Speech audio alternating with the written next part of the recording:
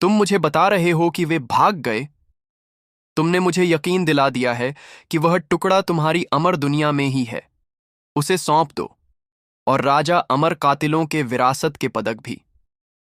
अगर तुम सौंप दोगे तो शायद मैं तुम्हें खत्म न कर पाऊं, लेकिन अगर तुम नहीं करोगे तो मैं तुम्हें कुचल कर राख कर दूंगा। ज्यादा जोर देने की जरूरत नहीं है, दोस्त।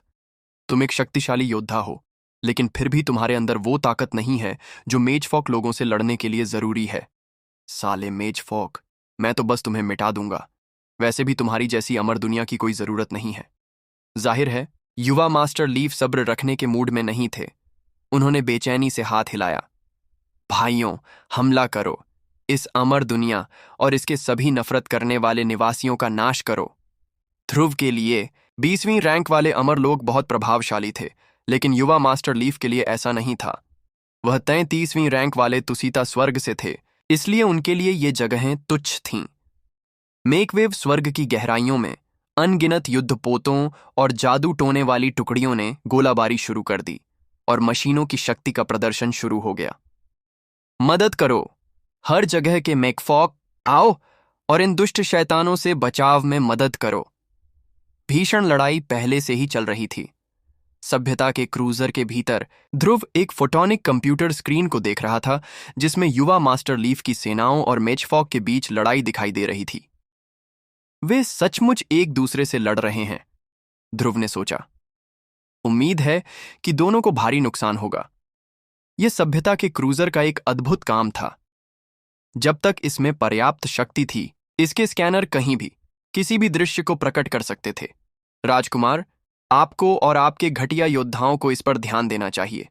आपका मेकवेव स्वर्ग नष्ट होने वाला है। ध्रुव ने उन मूर्तियों को ईश्वरबंदी ब्रिगेड में भेज दिया, जिसे तुरंत गुस्से की चीखें निकल आईं। धिक्कार है, ये तो बड़ी मुसीबत है। भगवान भी तुम्हें इसके लिए नहीं छोड़ेगा। शैतान! ध्रुव ने ठंडी सांस ली। मैं एक दुष्ट शैतान हूं। एक सच्चा दुष्ट शैतान भी तुम जैसे पीठ में छुरा घोंपने वालों से लाख गुना बेहतर है। ध्रुव ने स्क्रीन पर वापस देखा और पाया कि लड़ाई अपने चरम पर पहुंच रही थी। युवा मास्टर लीफ और उसके साथियों ने एक जादुई दल बनाया था, जिसका इस्तेमाल वे पूरी अमर दुनिया को अपने में समाहित करने की कोशिश में कर रहे थे, और मेजफॉक बेरहमी से उसका मुकाबला कर रहे थे। अमर दुनिया में प्रचंड आघात लहरें फैल गईं। शहर नष्ट हो गए और युद्धपोत दुर्घटनाग्रस्त हो गए। अनगिनत योद्धा वाष्पीकृत हो गए। मेकवेव स्वर्ग सचमुच आपदा में उतर रहा था। अन्य युद्धपोत लगातार आ रहे थे, जो भेजे गए संकट संकेतों पर प्रतिक्रिया दे रहे थे। फिर भी वे सभी युवा मास्टर लीफ और उनके भाइयों के हाथों हार गए। युवा मास्टर लीफ एक शैतान देवता की तरह विनाश और मौत फैला रहा था, घास और जड़ों तक सब कुछ मिटा रहा था। ये बहुत क्रूर है, ध्रुव ने कांपते हुए सोचा। 10वीं रैंक वाली अमर दुनियाओं और उससे नीचे की दुनियाओं में मैं एक शीर्ष विशेषज्ञ हूं, लेकिन मैं इस आदमी का मुकाबला करने से बहुत दूर हूं। मुझे और मजबूत होना होगा, जल्दी, वरना मुझे समझ आने से पहले ही मैं मारा जाऊंगा। मुझे गॉडमिथ स्तर तक पहुंचना होगा। मुझे लगता है कि मेरा पहला कदम ब्राह्मण संस्थान में वापस लौटना और जितना हो सके उतनी भविष्य की शक्ति को आत्मसात करना होगा। इस तरह मैं जरूरत पड़ने पर सभ्यता के क्रूजर की शक्तियों का आह्वान कर सकता हूं। यह कहना मुश्किल है कि युवा मास्टर लीफ और मेचेफॉक के बीच लड़ाई कितनी देर तक चलेगी। अगर मेरे पास पर्याप्त शक्ति होती तो मैं देखता रह सकता था और शायद आखिरी पल में झपट्टा मार सकता था। युवा मास्टर लीफ क्रूर है, लेकिन मुझे सचमुच शक है कि वह ब्रह्मांड के सभी मेचेफॉक का सामना कर पाएगा। देवताओं की सेना को भी ऐसा करने में परेशानी होगी। मैं अपनी साधना पर थोड़ा काम करूंगा, फिर वापस आकर देखूंगा कि स्थिति क्या है। सभ्यता के क्रूजर में और अधिक शक्ति भरते हुए वह ब्राह्मण अमर दुनिया के क्षेत्र की ओर वापस चला गया। उस क्षण उसने उस टुकड़े को अपने हाथ के आकार का सिकोड़कर रख दिया। फिर वह ब्रह्म अमर लोक में वापस चला गया।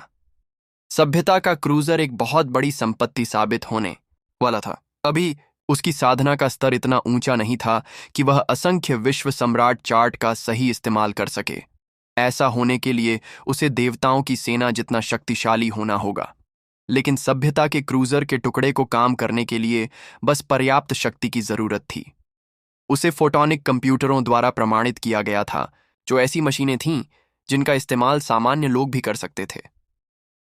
हुयानमिंग में वापस आकर वह बिना किसी परेशानी के ब्राह्मण संस्थान में वापस आ गया और जल्द ही अज्ञात मंदिर और गौरवशाली कुलपति प्राउड ड्रैगन की दिव्य प्रतिमा तक पहुंच गया। वहां बैठकर वह उस दिव्य प्रतिमा से प्रार्थना करने लगा। मंदिर में ब्रह्मा के अन्य बच्चों ने कोई ध्यान नहीं दिया। बेशक सच तो यह था कि वह भविष्य की दुनिया से भारी मात्रा में ऊर्जा सोख रहा था। आखिर यही वह मंदिर था जहां ऊर्जा सबसे ज्यादा थी। किसी को अंदाजा नहीं था कि वह क्या कर रहा है। सभ्यता के क्रूजर का टुकड़ा इस समय उसके गॉड लीजन पैराडाइज में था, और जैसे जैसे भविष्य की दुनिया की शक्ति उसमें प्रवाहित होती गई, फोटोनिक कंप्यूटरों की शक्ति रीडिंग बढ़ने लगी। जल्द ही कंप्यूटरों की भावशून्य आवाजें फिर से बोलने लगीं। पावर ग्रेड में वृद्धि। अब नए फंक्शन उपलब्ध हैं। पावर ग्रेड में वृद्धि। सभ्यता की तोप उन्नत। पावर ग्रेड में वृद्धि। रक्षात्मक ढाल सक्रिय। पावर ग्रेड में वृद्धि। हाइपरड्राइव फंक्शन पुनः सक्रिय।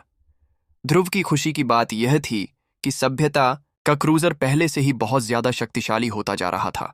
दरअसल वह ब्रह्म अमर दुनिया को उखाड़ फेंकने और जहाज पर इस्तेमाल करने के लिए भविष्य की सारी शक्ति अपने हाथ में लेने के लिए बेताब था। बेशक उसे सब्र रखना था। अगर ब्रह्म अमर लोक को भविष्य के लोक का समर्थन न मिलता तो बात अलग होती, लेकिन उसे भविष्य के लोक का सामना करने का कोई भरोसा नहीं था।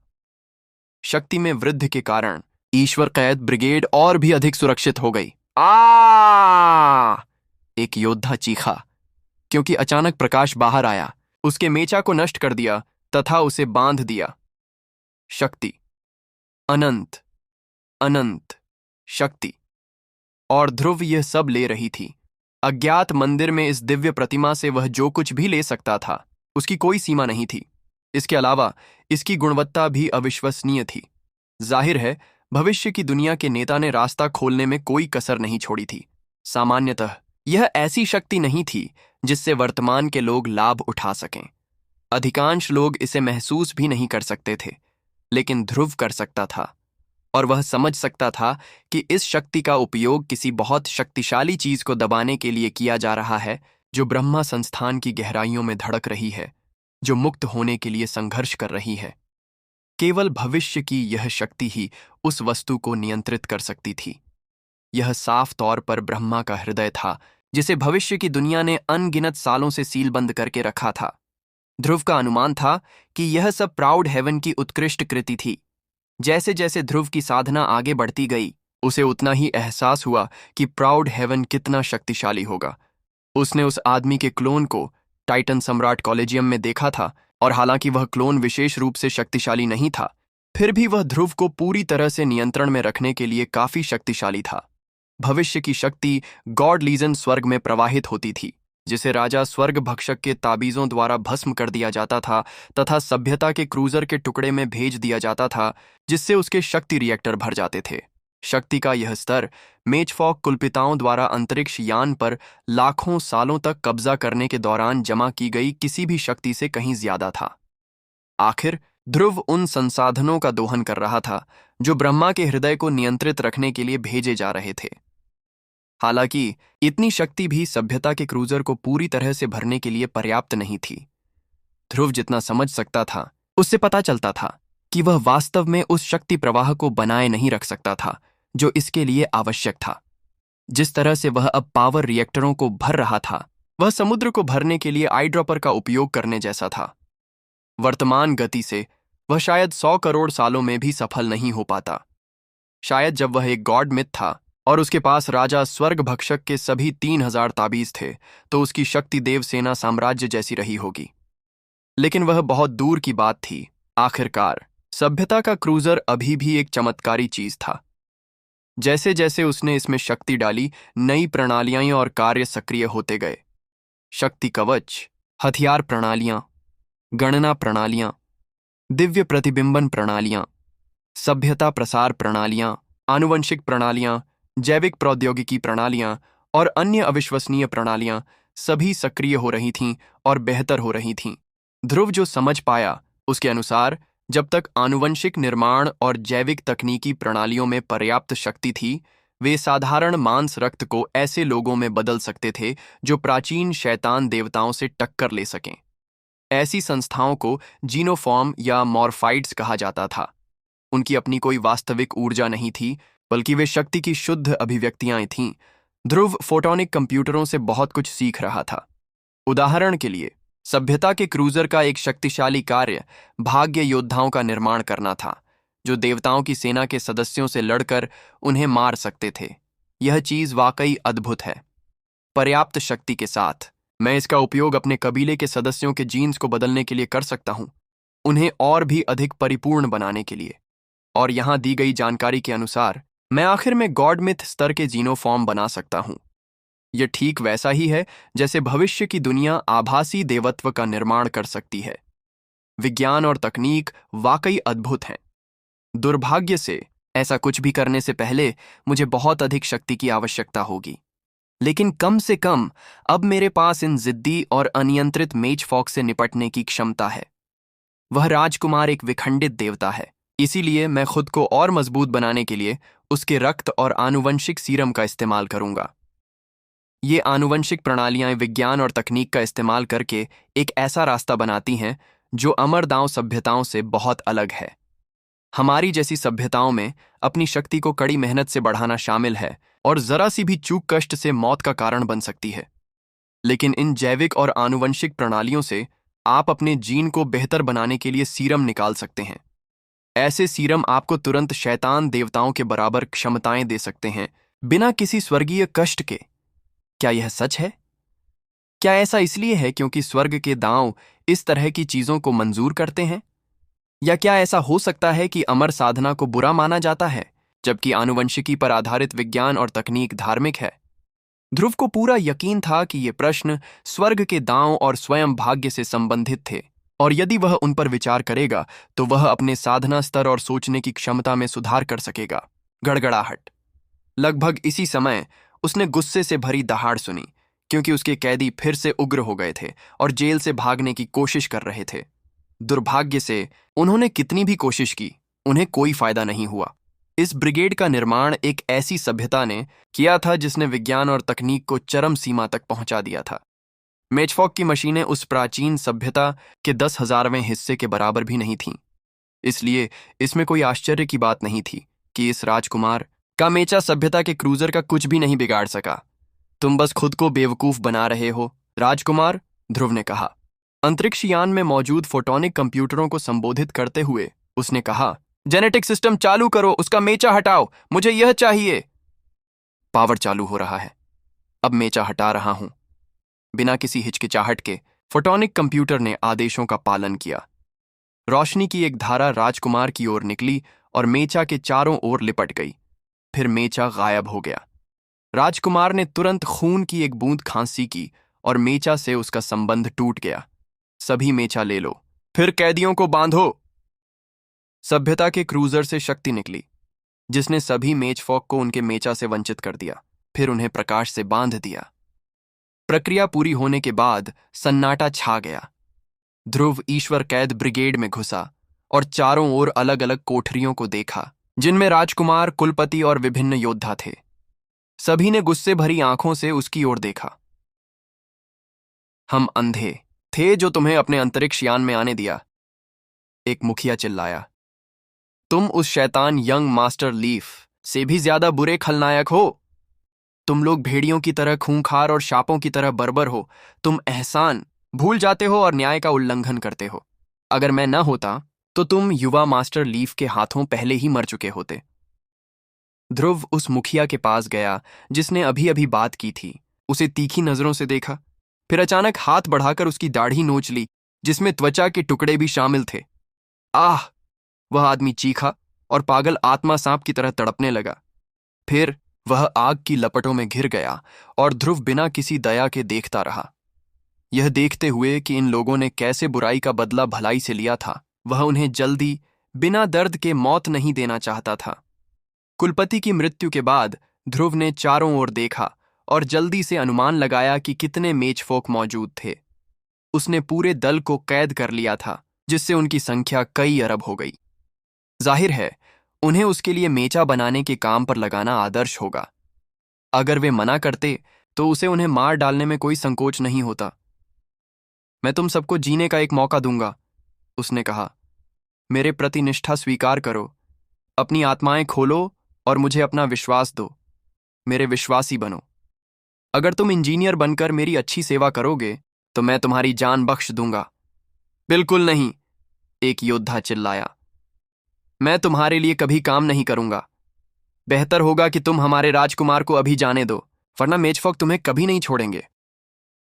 अगर तुम्हें ऐसा ही लगता है तो बस मर जाओ और मुझे जेनेटिक सीरम का एक अच्छा हिस्सा दे दो। वैसे मुझे तुम्हारे जैसे अवतारी देवताओं की जरूरत नहीं है। साधारण लड़ाकों को भर्ती करना आसान है।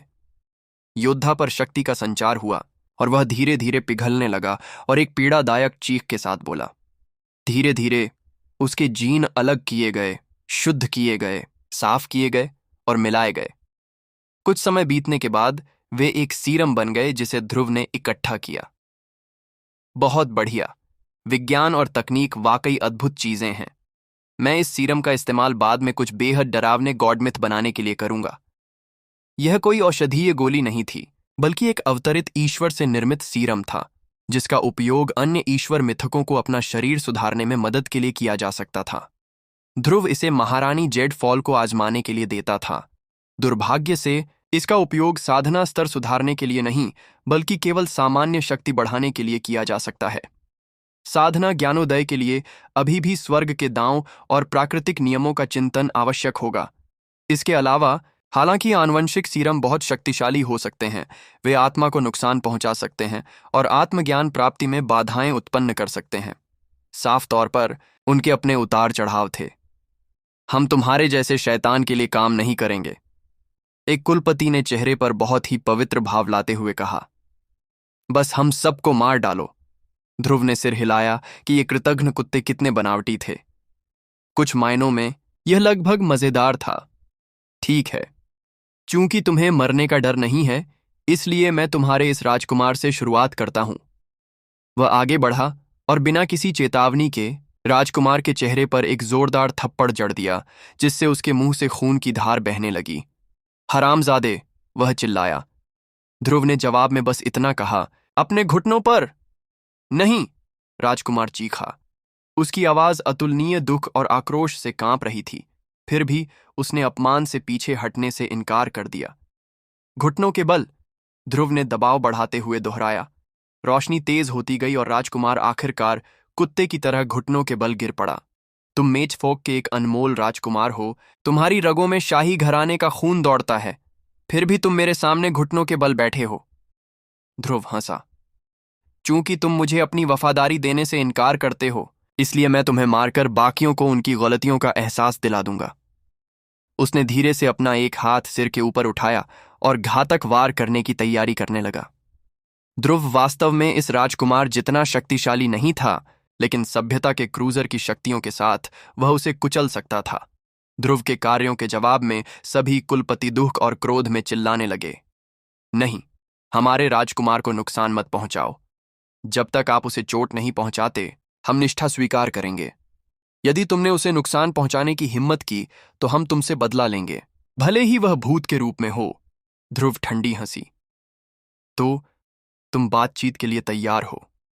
या तो मुझे पूरी वफादारी दो या अपने राजकुमार को मरते हुए देखो। मैं अपने अंतरिक्ष यान में बेवफा गद्दारों का झुंड नहीं रखूंगा। हम समर्पण करेंगे, हम समर्पण करेंगे।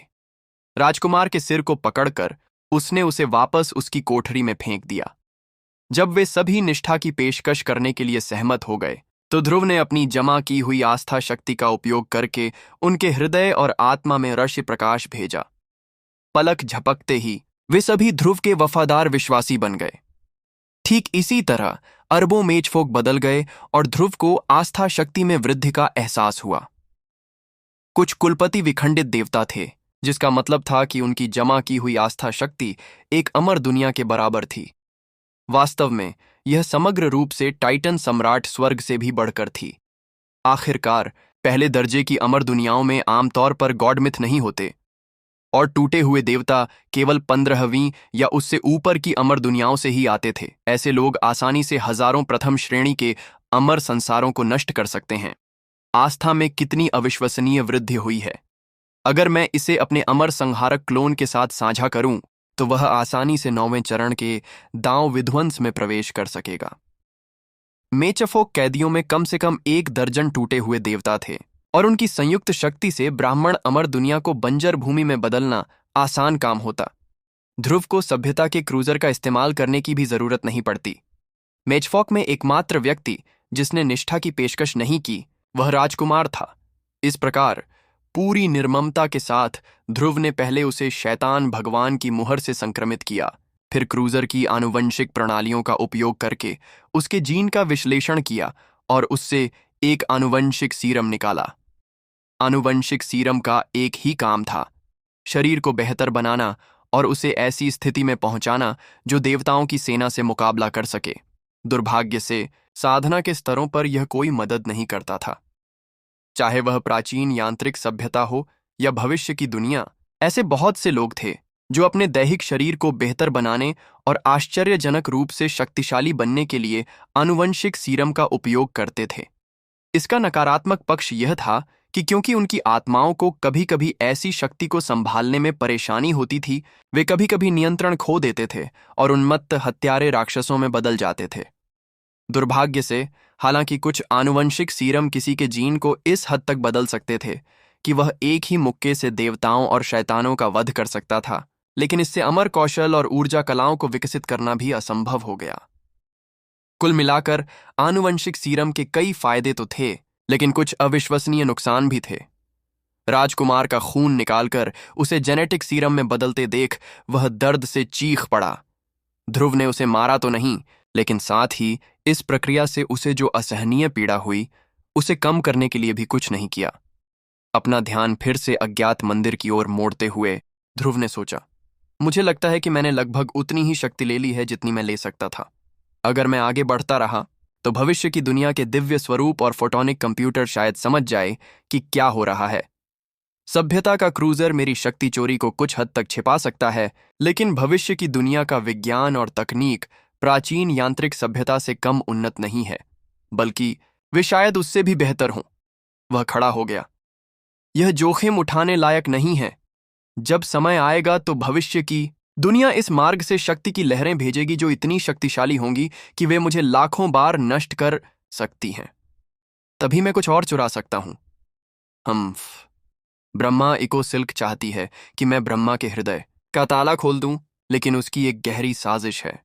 सबसे अधिक संभावना है, वह जानती है कि शक्ति का यह उछाल मुझे मार देगा और अपने स्वार्थ के लिए मेरी बलि देने का इरादा रखती है। लेकिन सभ्यता के क्रूजर के इस टुकड़े के साथ सब कुछ अलग है। मैं इस जहाज का उपयोग शक्ति को अवशोषित करने के लिए करूंगा और शायद भंडार को 10,000वें हिस्से से भी आगे बढ़ा दूंगा।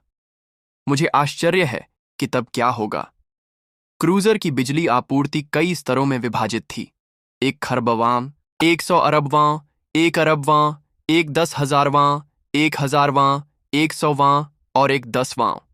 उसके बाद बिजली का भंडार पूरी तरह से भर जाता और बिजली का हर बड़ा स्तर नाटकीय बदलावों के साथ आता। 1 खरबवें हिस्से से 100 अरबवें हिस्से तक पहुंचना कठिन था और इसमें बहुत समय लगता। 10,000वें हिस्से तक पहुंचना तो और भी मुश्किल होता।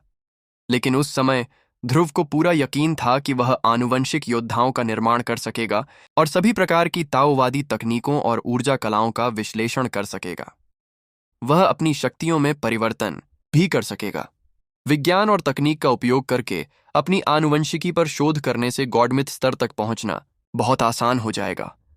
ध्रुव को भी पूरा विश्वास था कि सभ्यता के क्रूजर को 10वें शक्ति के स्तर तक धकेलने से उसके लिए यंग मास्टर लीफ को मारना संभव हो जाएगा और पूरी शक्ति से वह 9वें विभाग के गॉड मिथों पर भी अपना दबदबा बना सकता था और सभी प्रकार के अमर लोकों पर विजय प्राप्त कर सकता था। दुर्भाग्य से केवल देवता ही क्रूजर को शक्ति के पूर्ण स्तर तक पहुंचा सकते थे और यह सब क्रूजर के सिर्फ एक टुकड़े से है। अगर यह पूरा होता तो कैसा होता?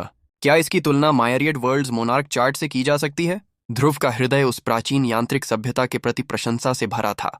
वूश! वह अज्ञात मंदिर छोड़कर आशी सम्राट स्वर्ग लौट आया, जहां वह ब्रह्मांड के एक उजाड़ और खाली हिस्से में स्थित था। वहां उसने महारानी जेडफॉल को एक विशाल नेत्र के माध्यम से साधना करते हुए पाया। आंख कुछ धुंधली और काली लग रही थी और अमर ईश्वरत्व की धारा प्रवाहित कर रही थी। आंख के भीतर ईश्वरीय अवशेषों का एक भंवर दिखाई दे रहा था। बेशक ये टाइटन की आंख थी। अफसोस की बात है कि वह आंख पूरी तरह से मर चुकी है, ध्रुव ने सोचा। अगर वह अभी भी जिंदा होती तो तुच्छ टाइटन सम्राट स्वर्ग उसे दबाकर नहीं रख पाता। आखिर में वह असीम देवलोक में उड़ जाती। जैसे ही महारानी जेडफॉल ने सांस ली और अपनी ऊर्जा कलाओं का संचार किया, उनसे गॉडमिथ स्तर की धुंधली झलकें निकलने लगीं। वह पहले से ही आभासी देवत्व का निर्माण करने लगी थीं। ध्रुव, तुम वापस आ गए। चीजें कैसी चल रही हैं?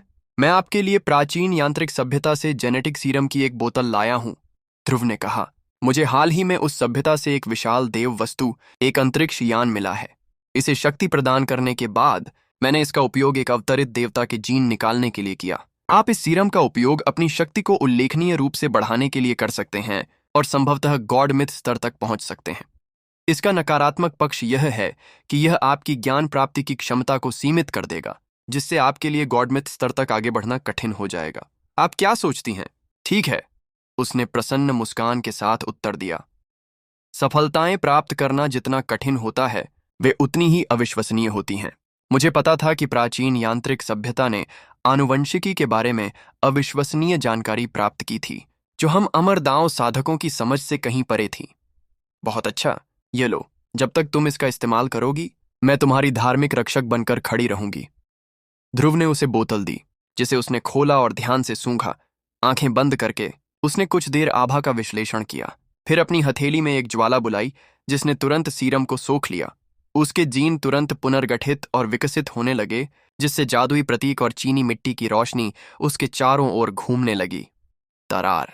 ध्रुव ने देखा कि उसके ऊपर अनेक स्वर्गीय विपत्तियां उत्पन्न हो गईं, क्योंकि स्वर्ग के दांव ने उसके गॉडमिथ स्तर पर कदम रखने पर अपना गुस्सा व्यक्त किया। क्या हो रहा है? ध्रुव ने धीरे से पूछा। उसे समझ नहीं आ रहा था कि वास्तव में क्या हो रहा है। मेरे ऊर्जा सागर में मौजूद पोर्सिलेन गॉडस्पोर द्वारा जेनेटिक सीरम को अवशोषित किया जा रहा है, महारानी जेडफॉल ने कहा। परिणाम स्वरूप मेरी पुनर्जन्म शक्तियों को बहुत लाभ हो रहा है। यही मुझे गॉडमिथ स्तर की ओर धकेल रहा है। अगर भविष्य में मुझे और जेनेटिक सीरम मिल गया तो मेरा पोर्सिलेन गॉडस्पोर उसे अवशोषित कर लेगा। मैं गॉडस्पोर के आनंद को महसूस कर सकती हूँ। महारानी जेडफॉल की खुशी का ठिकाना न रहा जब उनके आसपास के चीनी मिट्टी के प्रकाश ने स्वर्गीय विपत्ति को भी अवशोषित कर लिया, जिससे उन्हें कोई नुकसान नहीं पहुंचा, बल्कि इससे उनकी शक्ति भी थोड़ी बढ़ गई। यह प्रक्रिया कुछ दिनों तक चली। जब यह पूरी हुई तो महारानी जेडफॉल एक ईश्वर मिथक बन गईं। तो आप बिना किसी नुकसान के जेनेटिक सीरम खा सकते हैं? ये पोर्सिलेन गॉडस्पोर आखिर है क्या? ध्रुव को कुछ पता नहीं था। ध्रुव बहुत खुश थी कि महारानी जेडफॉल गॉडमिथ स्तर तक पहुंच गई थी। वह कोई साधारण व्यक्ति नहीं थी, क्योंकि वह एक पुनर्जन्मी थी। इसलिए वह एक बहुत ही रहस्यमय विधि का उपयोग करके एक ईश्वर मिथक बन पाई। वास्तव में वह एक सामान्य पुनर्जन्मी से भी अधिक शक्तिशाली थी। ध्रुव के साथ साधना का अभ्यास करने के कारण वह एक भाग्यहीन की आभा से प्रभावित थी, और पीले वस्त्रधारी युवक की बदौलत उसे एक भविष्य देव की शक्ति भी प्राप्त हुई।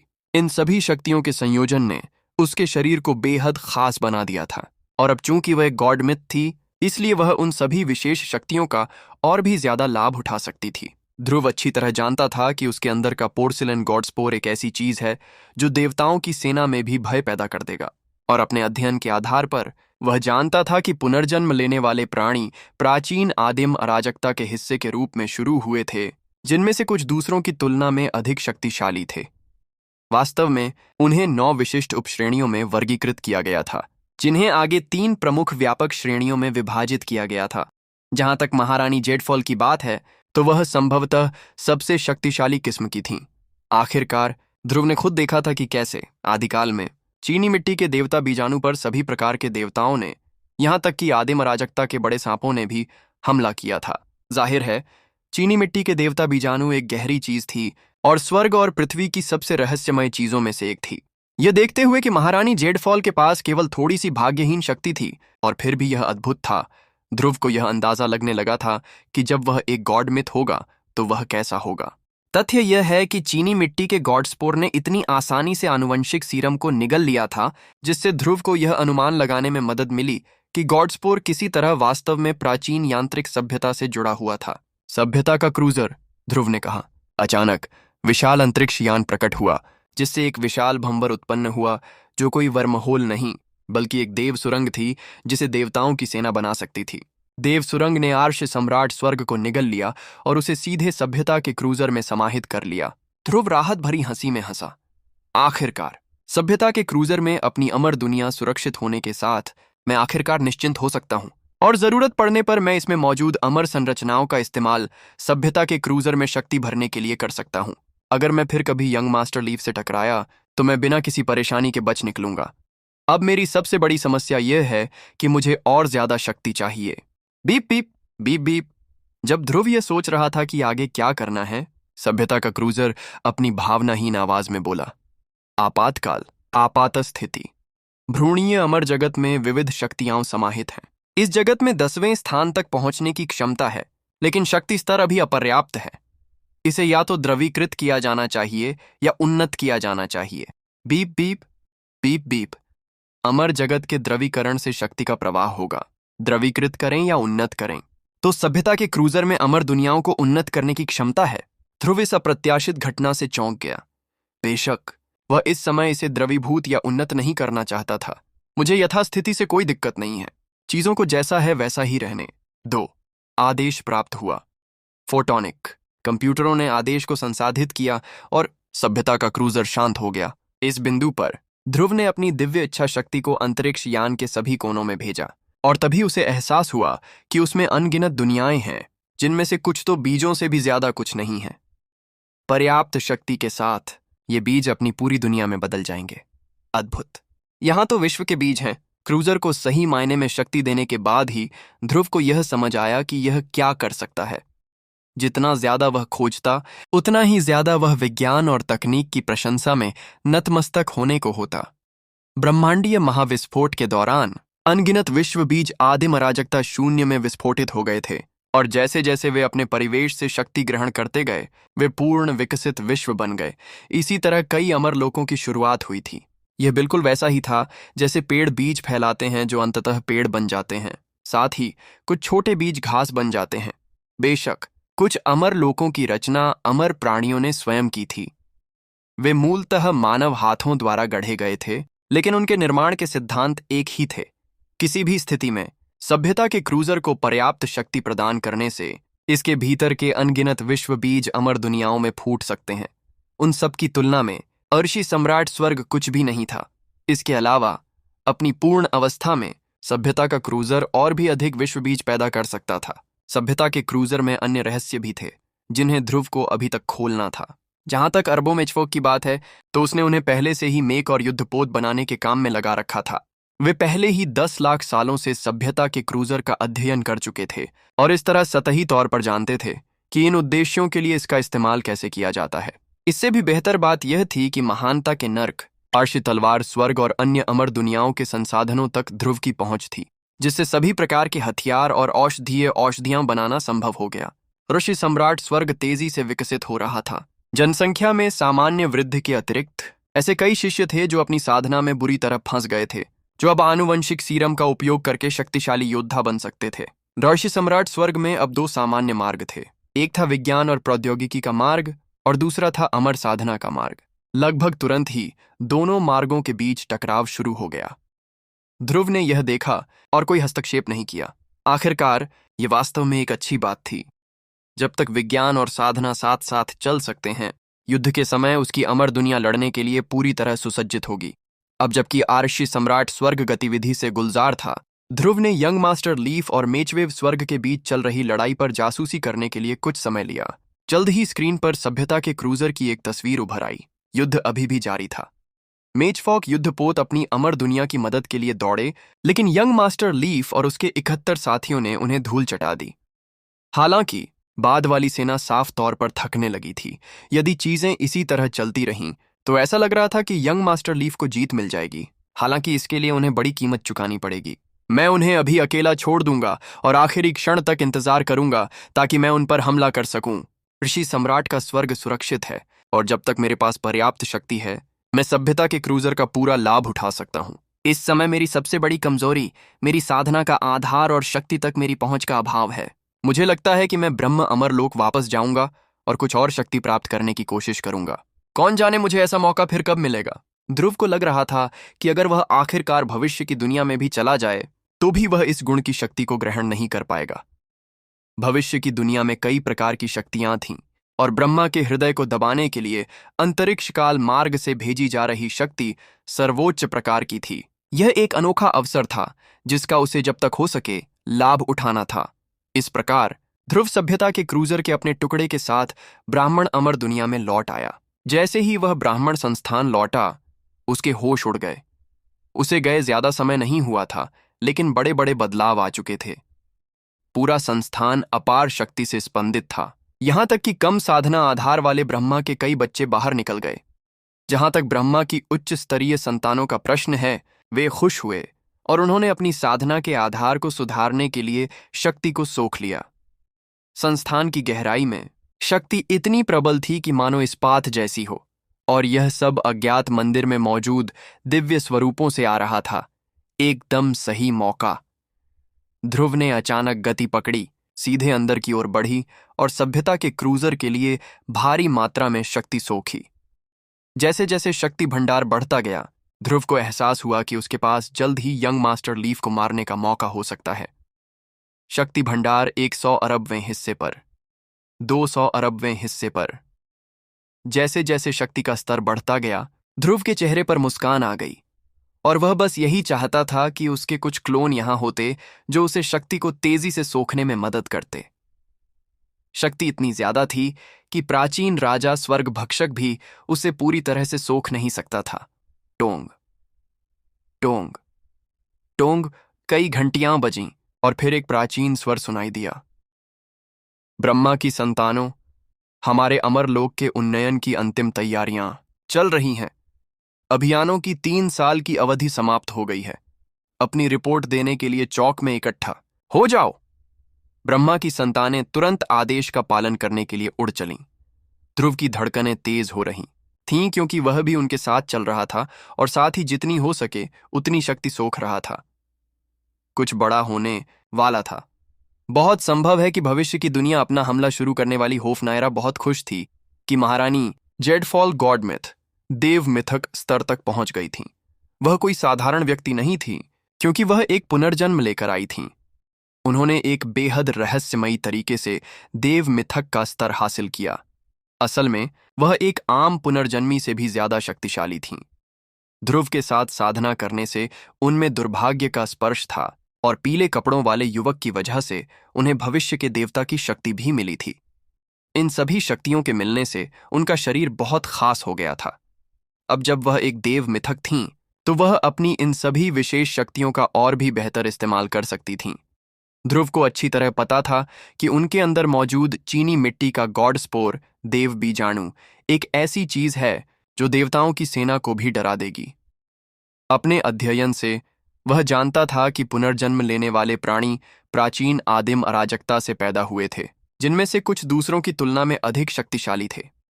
दरअसल उन्हें 9 अलग अलग उप श्रेणियों में बांटा गया था, जिन्हें फिर 3 मुख्य बड़ी श्रेणियों में विभाजित किया गया था। जहां तक महारानी जेडफॉल की बात है तो वह शायद सबसे शक्तिशाली किस्म की थीं। आखिरकार ध्रुव ने खुद देखा था कि प्राचीन काल में चीनी मिट्टी के देव बीजाणु पर सभी तरह के देवताओं ने हमला किया था, यहां तक कि आदिम अराजकता के बड़े सांपों ने भी।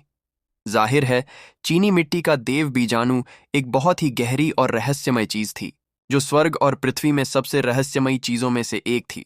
यह देखकर कि महारानी जेडफॉल के पास सिर्फ थोड़ी सी दुर्भाग्य की शक्ति थी और फिर भी वह इतनी अद्भुत थी, ध्रुव को यह अंदाजा होने लगा था कि जब वह खुद देव मिथक बनेगा तो कैसा होगा। चीनी मिट्टी के देव बीजाणु ने आनुवंशिक सीरम को इतनी आसानी से निगल लिया था, जिससे ध्रुव को यह अनुमान लगाने में मदद मिली कि देव बीजाणु किसी तरह वास्तव में प्राचीन यांत्रिक सभ्यता से जुड़ा हुआ था। सभ्यता का क्रूजर, ध्रुव ने कहा। अचानक विशाल अंतरिक्ष यान प्रकट हुआ, जिससे एक विशाल भंवर पैदा हुआ, जो एक देव सुरंग थी जिसे देवताओं की सेना बना सकती थी। देव सुरंग ने ब्लैक डिफाइड सम्राट स्वर्ग को निगल लिया और उसे सीधे सभ्यता के क्रूजर के अंदर ले लिया। ध्रुव ने राहत की सांस ली। आखिरकार सभ्यता के क्रूजर में मेरी अमर दुनिया सुरक्षित है। अब मैं निश्चिंत हो सकता हूं और जरूरत पड़ने पर मैं इसमें मौजूद अमर संरचनाओं का इस्तेमाल सभ्यता के क्रूजर में शक्ति भरने के लिए कर सकता हूं। अगर मैं फिर कभी यंग मास्टर लीफ से टकराया तो मैं बिना किसी परेशानी के बच निकलूंगा। अब मेरी सबसे बड़ी समस्या यह है कि मुझे और ज्यादा शक्ति चाहिए। Beep beep beep beep. जब ध्रुव सोच रहा था कि आगे क्या करना है तो सभ्यता का क्रूजर अपनी भावहीन आवाज में बोला, आपातकाल। भ्रूणीय अमर दुनिया में विविध शक्तियां समाहित हैं। इस दुनिया में 10वें स्थान तक पहुंचने की क्षमता है, लेकिन शक्ति स्तर अभी पर्याप्त नहीं है। इसे या तो द्रवीकृत किया जाना चाहिए या उन्नत किया जाना चाहिए। Beep beep beep beep. अमर दुनिया के द्रवीकरण से शक्ति का प्रवाह होगा। द्रवीकृत करें या उन्नत करें। तो सभ्यता के क्रूजर में अमर दुनियाओं को उन्नत करने की क्षमता है? ध्रुव इस अप्रत्याशित घटना से हैरान रह गया। बेशक वह इस समय इसे द्रवीभूत या उन्नत नहीं करना चाहता था। मुझे मौजूदा स्थिति से कोई दिक्कत नहीं है। चीजों को जैसा है वैसा ही रहने दो। आदेश मिला। फोटोनिक कंप्यूटरों ने आदेश को प्रोसेस किया और सभ्यता का क्रूजर शांत हो गया। इसके बाद ध्रुव ने अपनी दिव्य इच्छा शक्ति को अंतरिक्ष यान के सभी कोनों में भेजा और तभी उसे एहसास हुआ कि उसमें अनगिनत दुनियाएं हैं, जिनमें से कुछ तो सिर्फ बीजों से ज्यादा कुछ नहीं है। पर्याप्त शक्ति मिलने पर ये बीज अपनी पूरी दुनिया में बदल जाएंगे। अद्भुत! यहां तो दुनिया के बीज हैं। क्रूजर को सही तरीके से शक्ति देने के बाद ही ध्रुव को यह समझ आया कि यह क्या कर सकता है। जितना ज्यादा वह खोजता उतना ही ज्यादा वह विज्ञान और तकनीक की तारीफ में नतमस्तक हो जाता। ब्रह्मांडीय महाविस्फोट के दौरान अनगिनत दुनिया के बीज आदिम अराजकता शून्य में फैल गए थे और जैसे जैसे उन्होंने अपने आसपास से शक्ति ली वे पूरी दुनिया बन गए। इसी तरह कई अमर दुनियाओं की शुरुआत हुई थी। यह बिल्कुल वैसा ही था जैसे पेड़ बीज फैलाते हैं जो आखिरकार पेड़ बन जाते हैं। उसी तरह कुछ छोटे बीज घास बन जाते हैं। बेशक कुछ अमर दुनियाओं को अमर प्राणियों ने खुद बनाया था। वे मूल रूप से इंसान के हाथों से बनाई गई थीं, लेकिन उनके बनाने के सिद्धांत एक ही थे। किसी भी स्थिति में सभ्यता के क्रूजर को पर्याप्त शक्ति देने से इसके अंदर के अनगिनत दुनिया के बीज अमर दुनियाओं में विकसित हो सकते हैं। उन सबकी तुलना में ब्लैक डिफाइड सम्राट स्वर्ग कुछ भी नहीं था। इसके अलावा अपनी पूरी अवस्था में सभ्यता का क्रूजर और भी ज्यादा दुनिया के बीज पैदा कर सकता था। सभ्यता के क्रूजर में और भी रहस्य थे जिन्हें ध्रुव को अभी सुलझाना बाकी था। जहां तक अरबों मेकफोक की बात है तो उसने उन्हें पहले से ही मेक और युद्धपोत बनाने के काम में लगा दिया था। वे पहले ही 10 लाख सालों से सभ्यता के क्रूजर का अध्ययन कर चुके थे और इस तरह ऊपरी तौर पर जानते थे कि इन कामों के लिए इसका इस्तेमाल कैसे किया जाता है। इससे भी अच्छी बात यह थी कि ध्रुव को महानता के नर्क, ड्रैगन, तलवार, स्वर्ग और अन्य अमर दुनियाओं के संसाधनों तक पहुंचती, जिससे सभी तरह के हथियार और औषधीय दवाइयां बनाना संभव हो गया था। ब्लैक डिफाइड सम्राट स्वर्ग तेजी से विकसित हो रहा था। आबादी में सामान्य वृद्धि के अलावा ऐसे कई शिष्य थे जो अपनी साधना में बुरी तरह से फंस गए थे, जो अब आनुवंशिक सीरम का उपयोग करके शक्तिशाली योद्धा बन सकते थे। ब्लैक डिफाइड सम्राट स्वर्ग में अब 2 सामान्य रास्ते थे। एक था विज्ञान और प्रौद्योगिकी का रास्ता और दूसरा था अमर साधना का रास्ता। लगभग तुरंत ही दोनों रास्तों के बीच टकराव शुरू हो गया। ध्रुव ने यह देखा और कोई दखल नहीं दिया। आखिरकार यह वास्तव में एक अच्छी बात थी। जब तक विज्ञान और साधना साथ साथ चल सकते हैं, युद्ध के समय उसकी अमर दुनिया लड़ने के लिए पूरी तरह से तैयार होगी। अब जब ब्लैक डिफाइड सम्राट स्वर्ग में हलचल थी तो ध्रुव ने यंग मास्टर लीफ और मेचवेव स्वर्ग के बीच चल रही लड़ाई पर जासूसी करने के लिए कुछ समय लिया। जल्द ही स्क्रीन पर सभ्यता के क्रूजर की एक तस्वीर उभर आई। युद्ध अभी भी जारी था। मेचफोक युद्धपोत अपनी अमर दुनिया की मदद के लिए दौड़े, लेकिन यंग मास्टर लीफ और उसके 71 साथियों ने उन्हें हरा दिया। हालांकि बाद वाली सेना स्पष्ट रूप से थकने लगी थी। अगर चीजें इसी तरह चलती रहीं तो ऐसा लग रहा था कि यंग मास्टर लीफ को जीत मिल जाएगी। हालांकि इसके लिए उन्हें बड़ी कीमत चुकानी पड़ेगी। मैं उन्हें अभी अकेला छोड़ दूंगा और आखिरी पल तक इंतजार करूंगा ताकि मैं उन पर हमला कर सकूं। ब्लैक डिफाइड सम्राट का स्वर्ग सुरक्षित है और जब तक मेरे पास पर्याप्त शक्ति है मैं सभ्यता के क्रूजर का पूरा फायदा उठा सकता हूं। इस समय मेरी सबसे बड़ी कमजोरी मेरी साधना का आधार और शक्ति तक मेरी पहुंच का अभाव है। मुझे लगता है कि मैं ब्रह्मा अमर दुनिया वापस जाऊंगा और कुछ और शक्ति पाने की कोशिश करूंगा। कौन जानता है कि मुझे ऐसा मौका फिर कब मिलेगा। ध्रुव को लग रहा था कि अगर वह आखिरकार भविष्य की दुनिया में भी चला जाए तो भी वह इस गुण की शक्ति को नहीं पा पाएगा। भविष्य की दुनिया में कई तरह की शक्तियां थीं और ब्रह्मा के दिल को दबाने के लिए अंतरिक्ष समय मार्ग से भेजी जा रही शक्ति सबसे ऊंची किस्म की थी। यह एक ऐसा अनोखा मौका था जिसका उसे जब तक हो सके फायदा उठाना था। इस तरह ध्रुव सभ्यता के क्रूजर के अपने हिस्से के साथ ब्रह्मा अमर दुनिया में लौट आया। जैसे ही वह ब्रह्मा संस्थान लौटा उसके होश उड़ गए। उसे गए ज्यादा समय नहीं हुआ था लेकिन बड़े बड़े बदलाव आ चुके थे। पूरा संस्थान बहुत ज्यादा शक्ति से भरा हुआ था, यहां तक कि कम साधना आधार वाले ब्रह्मा के कई बच्चे बाहर निकल गए। जहां तक ब्रह्मा के उच्च स्तरीय बच्चों का सवाल है, वे खुश हुए और उन्होंने अपनी साधना के आधार को बेहतर बनाने के लिए शक्ति को सोख लिया। संस्थान की गहराई में शक्ति इतनी ज्यादा थी कि मानो इस्पात जैसी हो, और यह सब अज्ञात मंदिर में मौजूद दिव्य आकृतियों से आ रही थी। एकदम सही मौका। ध्रुव ने अचानक तेजी पकड़ी, सीधे अंदर की ओर बढ़ा और सभ्यता के क्रूजर के लिए भारी मात्रा में शक्ति सोख ली। जैसे जैसे शक्ति का भंडार बढ़ता गया, ध्रुव को एहसास हुआ कि उसके पास जल्द ही यंग मास्टर लीफ को मारने का मौका हो सकता है। शक्ति का भंडार 100 अरबवें हिस्से पर, 200 अरबवें हिस्से पर। जैसे जैसे शक्ति का स्तर बढ़ता गया, ध्रुव के चेहरे पर मुस्कान आ गई और वह बस यही चाहता था कि उसके कुछ क्लोन यहां होते जो उसे शक्ति को तेजी से सोखने में मदद करते।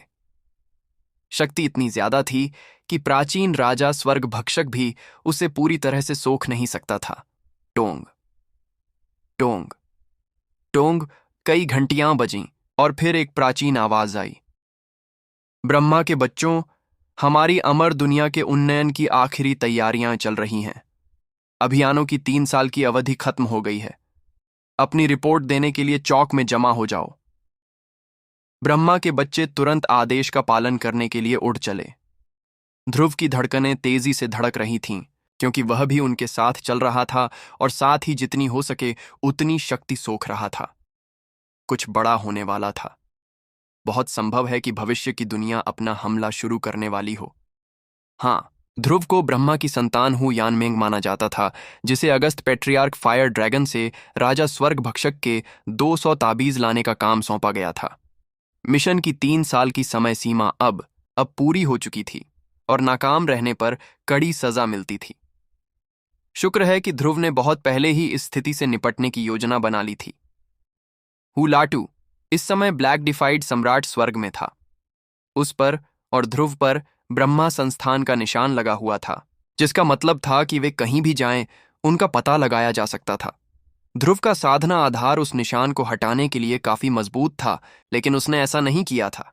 अभी उसकी योजना ताबीज सौंपने की थी, फिर चुपके से उनका इस्तेमाल करके और ज्यादा शक्ति हासिल करना और उसे अपने पास रखना था। वूहूश! ब्रह्मा की बहुत सी संतानें और कुलपिता मुख्य चौक पर इकट्ठा हो रहे थे। उनका नेतृत्व अगस्त पैट्रियार्क प्राउड विंग कर रहे थे, जो चौथे विभाग के एक अलग हुए देवता थे। वे ऐसे व्यक्ति थे जो 15वीं श्रेणी की अमर दुनिया में भी कुलपति होते, 5वीं श्रेणी की ब्रह्मा अमर दुनिया में तो और भी कम, 20वीं श्रेणी की दुनिया में भी उन्हें शक्तिशाली माना जाता। एक जमाने में ध्रुव उससे डरता था, लेकिन अब नहीं। उसके पास सभ्यता के क्रूजर का जो टुकड़ा था, उससे वह उसे आसानी से कुचल सकता था।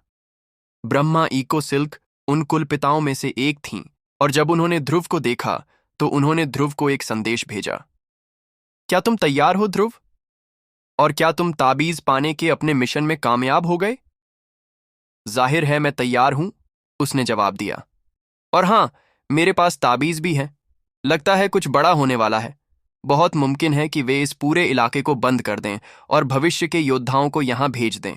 मैं बिल्कुल नहीं चाहता कि जब ऐसा हो तो मैं बाहर फंस जाऊं। अच्छा, अपनी योजना पर डटे रहना याद रखना। जब शक्ति का विस्फोट होगा तो तुम ब्रह्मा संस्थान में जाकर उस मुहर को तोड़ देना और मैं तुम्हारा साथ दूंगा। मुझे पता है, ध्रुव ने ब्रह्मा संस्थान की ओर ध्यान देते हुए जवाब दिया। यह बदमाश तो और भी घमंडी होता जा रहा है, ब्रह्मा इको सिल्क ने सोचा, और अचानक उसे एहसास हुआ कि शायद वह उसे नियंत्रित नहीं कर पाएगी। खजाने के स्वर्ग के कुलपिताओं ने अपनी दिव्य शक्ति इकट्ठा कर ली है और कार्रवाई के लिए तैयार हैं। जब तक वह उस मुहर को खोल पाएगा, ब्रह्मा का दिल भविष्य की शक्ति पर हमला करेगा और अराजकता फैल जाएगी। वह मर जाएगा और मैं आखिरकार उसके खजाने पर अपना हाथ रख पाऊंगी। सभी के बैठने के बाद अगस्त पैट्रियार्क प्राउड विंग ने अपनी आवाज ऊंची की और कहा, देवियों और सज्जनों, इस अमर दुनिया के उन्नयन की शुरुआत का इंतजार करते हुए आप सभी अपने मिशनों के बारे में रिपोर्ट करेंगे। आमतौर पर हम इस तरह के मिशनों को पूरा करने के लिए 100 साल का समय देते हैं, लेकिन इस बार समय सीमा 3 साल थी। जो लोग सफल होंगे उन्हें पहले की तुलना में 100 गुना ज्यादा इनाम दिया जाएगा, और जब अमर दुनिया का उन्नयन हो जाएगा तो आप सभी पैट्रियार्क बन जाएंगे और आपको अन्य अमर दुनियाओं पर जीत हासिल करने के लिए भेजा जाएगा। इसके साथ ही नाम पुकारे जाने लगे। ब्रह्मा रोष, तुम्हें काल पुष्प की तलाश में भेजा गया था, क्या तुम सफल हुए? ब्रह्मा का एक मोटा बच्चा घबराहट में आगे बढ़ा और घुटनों के बल बैठ गया। हे पितामह, मुझे फूल नहीं मिला, लेकिन मुझे 3 साल और दो, मैं जरूर सफल हो जाऊंगा। मैंने कुछ बड़े सुराग खोज निकाले हैं। बेकार मूर्ख, मैं तुझे मौत की सजा सुनाता हूं। अगस्त पैट्रियार्क प्राउड विंग की आंखों से एक चमकदार दिव्य प्रकाश निकला, जो ब्रह्मा के मोटे बच्चे से टकराया और उसे आग की लपटों में झोंक दिया। सब कुछ कांप उठा और वह जल्द ही शक्ति के एक गोले में सिमट गया। सदमे से कई लोगों के मुंह खुले रह गए और ब्रह्मा की लगभग सभी संतानों के चेहरे सफेद पड़ गए। ब्रह्मा की सभी संतानें जो अपने मिशन में असफल रहीं, वे निकम्मे और बेकार हैं। संस्थान ने उन्हें आगे बढ़ाने में बहुत पैसा खर्च किया है, फिर भी वे बदले में कोई योगदान नहीं देते। ऐसे में हम जो दिया गया था उसे वापस ले लेंगे। ब्रह्मा की कोई भी संतान जो सफल नहीं हुई, उसे तुरंत मार दिया जाएगा। ब्रह्मा की संतानें ऊंचे पदों पर थीं और बहुत दबंग थीं, लेकिन आज जो लोग अपने मिशन में असफल रहे, उन्हें दयनीय अंत मिला। एक एक करके नाम पुकारे गए। जो लोग अपने मिशन में सफल हुए, वे बहुत खुश हुए, क्योंकि उन्हें पता था कि उनके आसपास की अमर दुनिया के उन्नत होने के बाद उन्हें अविश्वसनीय इनाम मिलेंगे। ब्रह्मा की वे संतानें जो अपने मिशन में असफल रहीं, आगे बढ़ने में हिचकिचाईं, और अगस्त पैट्रियार्क प्राउड विंग की नजर उन पर पड़ती और उन्हें शरीर और आत्मा से मार डालती। उनमें से कुछ तो कुछ इस तरह गुर्राते थे, इसे भूल जाओ, मैं बिना लड़े बाहर नहीं जाऊंगा। वे चीखते हुए उड़ने की कोशिश करते, लेकिन कुलपिताओं द्वारा कुचल दिए जाते। हुलाटू, हुयानमेंग, ध्रुव और हुलाटू आगे बढ़े और राजा स्वर्ग भक्षक के 200 ताबीज सौंपे। अगस्त पैट्रियार्क प्राउड विंग की आंखें चमक उठीं जब उन्होंने उन्हें लेने के लिए हाथ हिलाया। जैसे ही वे ऊपर उड़े, वे एक आदिम अराजकता वाले ज्येष्ठ सांप में बदल गए, जिसने तुरंत अमर विश्व शक्ति को सोखना शुरू कर दिया और उसे स्वर्गभक्षी सच्ची ऊर्जा में बदल दिया। प्राउड विंग मुस्कुराया, बहुत बढ़िया, आप दोनों योद्धाओं ने एक अविश्वसनीय सेवा की है। इस अमर दुनिया के उन्नत होने के बाद मैं आपको देव मिथक स्तर तक पहुंचने में मदद करने के लिए व्यक्तिगत रूप से आभासी देवत्व से पुरस्कृत करूंगा। जैसे ही उसके मुंह से ये शब्द निकले, उसने ताबीजों में किसी दिव्य इच्छा को भेज दिया ताकि वे उन्हें आत्मसात कर सकें। हुलाटू और ध्रुव राख जैसे चेहरों से देखते रहे, मानो वे किसी बहुमूल्य खजाने को खो देने से पूरी तरह निराश हो गए हों। बहुत खुश दिखते हुए अगस्त पैट्रियार्क प्राउड विंग ने कहा, आप बर्खास्त हैं। ध्रुव और हुलाटू ने सम्मानपूर्वक नमस्कार किया और फिर पीछे हट गए। ध्रुव के चेहरे पर बस एक ठंडी, रहस्यमयी मुस्कान दिखाई दे रही थी। वह किसी भी हालत में गणमान्य कुलपति प्राउड विंग को ताबीज अपने लिए लेने नहीं दे सकता था। सच तो यह था कि ध्रुव ने अपनी दिव्य सेना की मुहर से उन पर नियंत्रण कर लिया था, इसलिए खुद राजा स्वर्ग भक्षक भी उन्हें नहीं छीन सकता था। अगस्त पैट्रियार्क प्राउड विंग के पास सिर्फ ऊपरी तौर पर नियंत्रण था, लेकिन वास्तव में उनका उन पर कोई हक नहीं था। इसके अलावा ध्रुव एक ही विचार से उन्हें वापस ले जा सकता था। हालांकि अभी तो वह ऐसा नहीं करेगा। वह जो खेल खेल रहा था उसमें ये दोनों बहुत महत्वपूर्ण हिस्से थे। कुछ अन्य कुलपिताओं की ओर मुड़ते हुए अगस्त कुलपति प्राउडविंग ने कहा, जल्दी करो और इन ताबीजों को सीलिंग क्षेत्र में ले जाओ। इनकी शक्ति को सोखने की क्षमता उस चीज को नियंत्रण में रखना आसान बना देगी। कुलपिताओं ने ताबीज स्वीकार किए और संस्थान में जाकर जैसा उन्हें बताया गया था वैसा ही किया। आखिर में ध्रुव को यह आभास हुआ कि ताबीज बहुत ज्यादा शक्ति प्रवाह से भरे क्षेत्र में पहुंच गए हैं। इतनी शुद्ध शक्ति कि वह लगभग क्रिस्टल जैसी हो गई थी और दिव्यता की सीमा पर थी। ताबीजों का इस्तेमाल करके उसने ऊर्जा को सभ्यता के क्रूजर में प्रवाहित कर दिया। जल्द ही वहां शक्ति का भंडार 600 अरबवें हिस्से के स्तर तक पहुंच गया। अब तक कुल ऊर्जा का भंडार पहले की तुलना में 100 गुना ज्यादा भरपूर हो चुका था। जब शक्ति का असली प्रवाह शुरू होगा तो मैं राजा स्वर्ग भक्षक के सभी 2000 ताबीजों का इस्तेमाल करूंगा। हो सकता है कि मैं फ्लैटवर्स के जरिए सभ्यता के क्रूजर को भी भेज दूं ताकि वह कुछ शक्ति सीधे सोख ले। ध्रुव की मास्टर प्लान आखिर में आकार लेने लगी थी। ब्रह्मा के बाकी 3 बच्चे जिन्हें ताबीज ढूंढने का काम सौंपा गया था जाहिर है भाग गए हैं, अगस्त पैट्रियार्क प्राउडविंग ने ठंडे लहजे में कहा।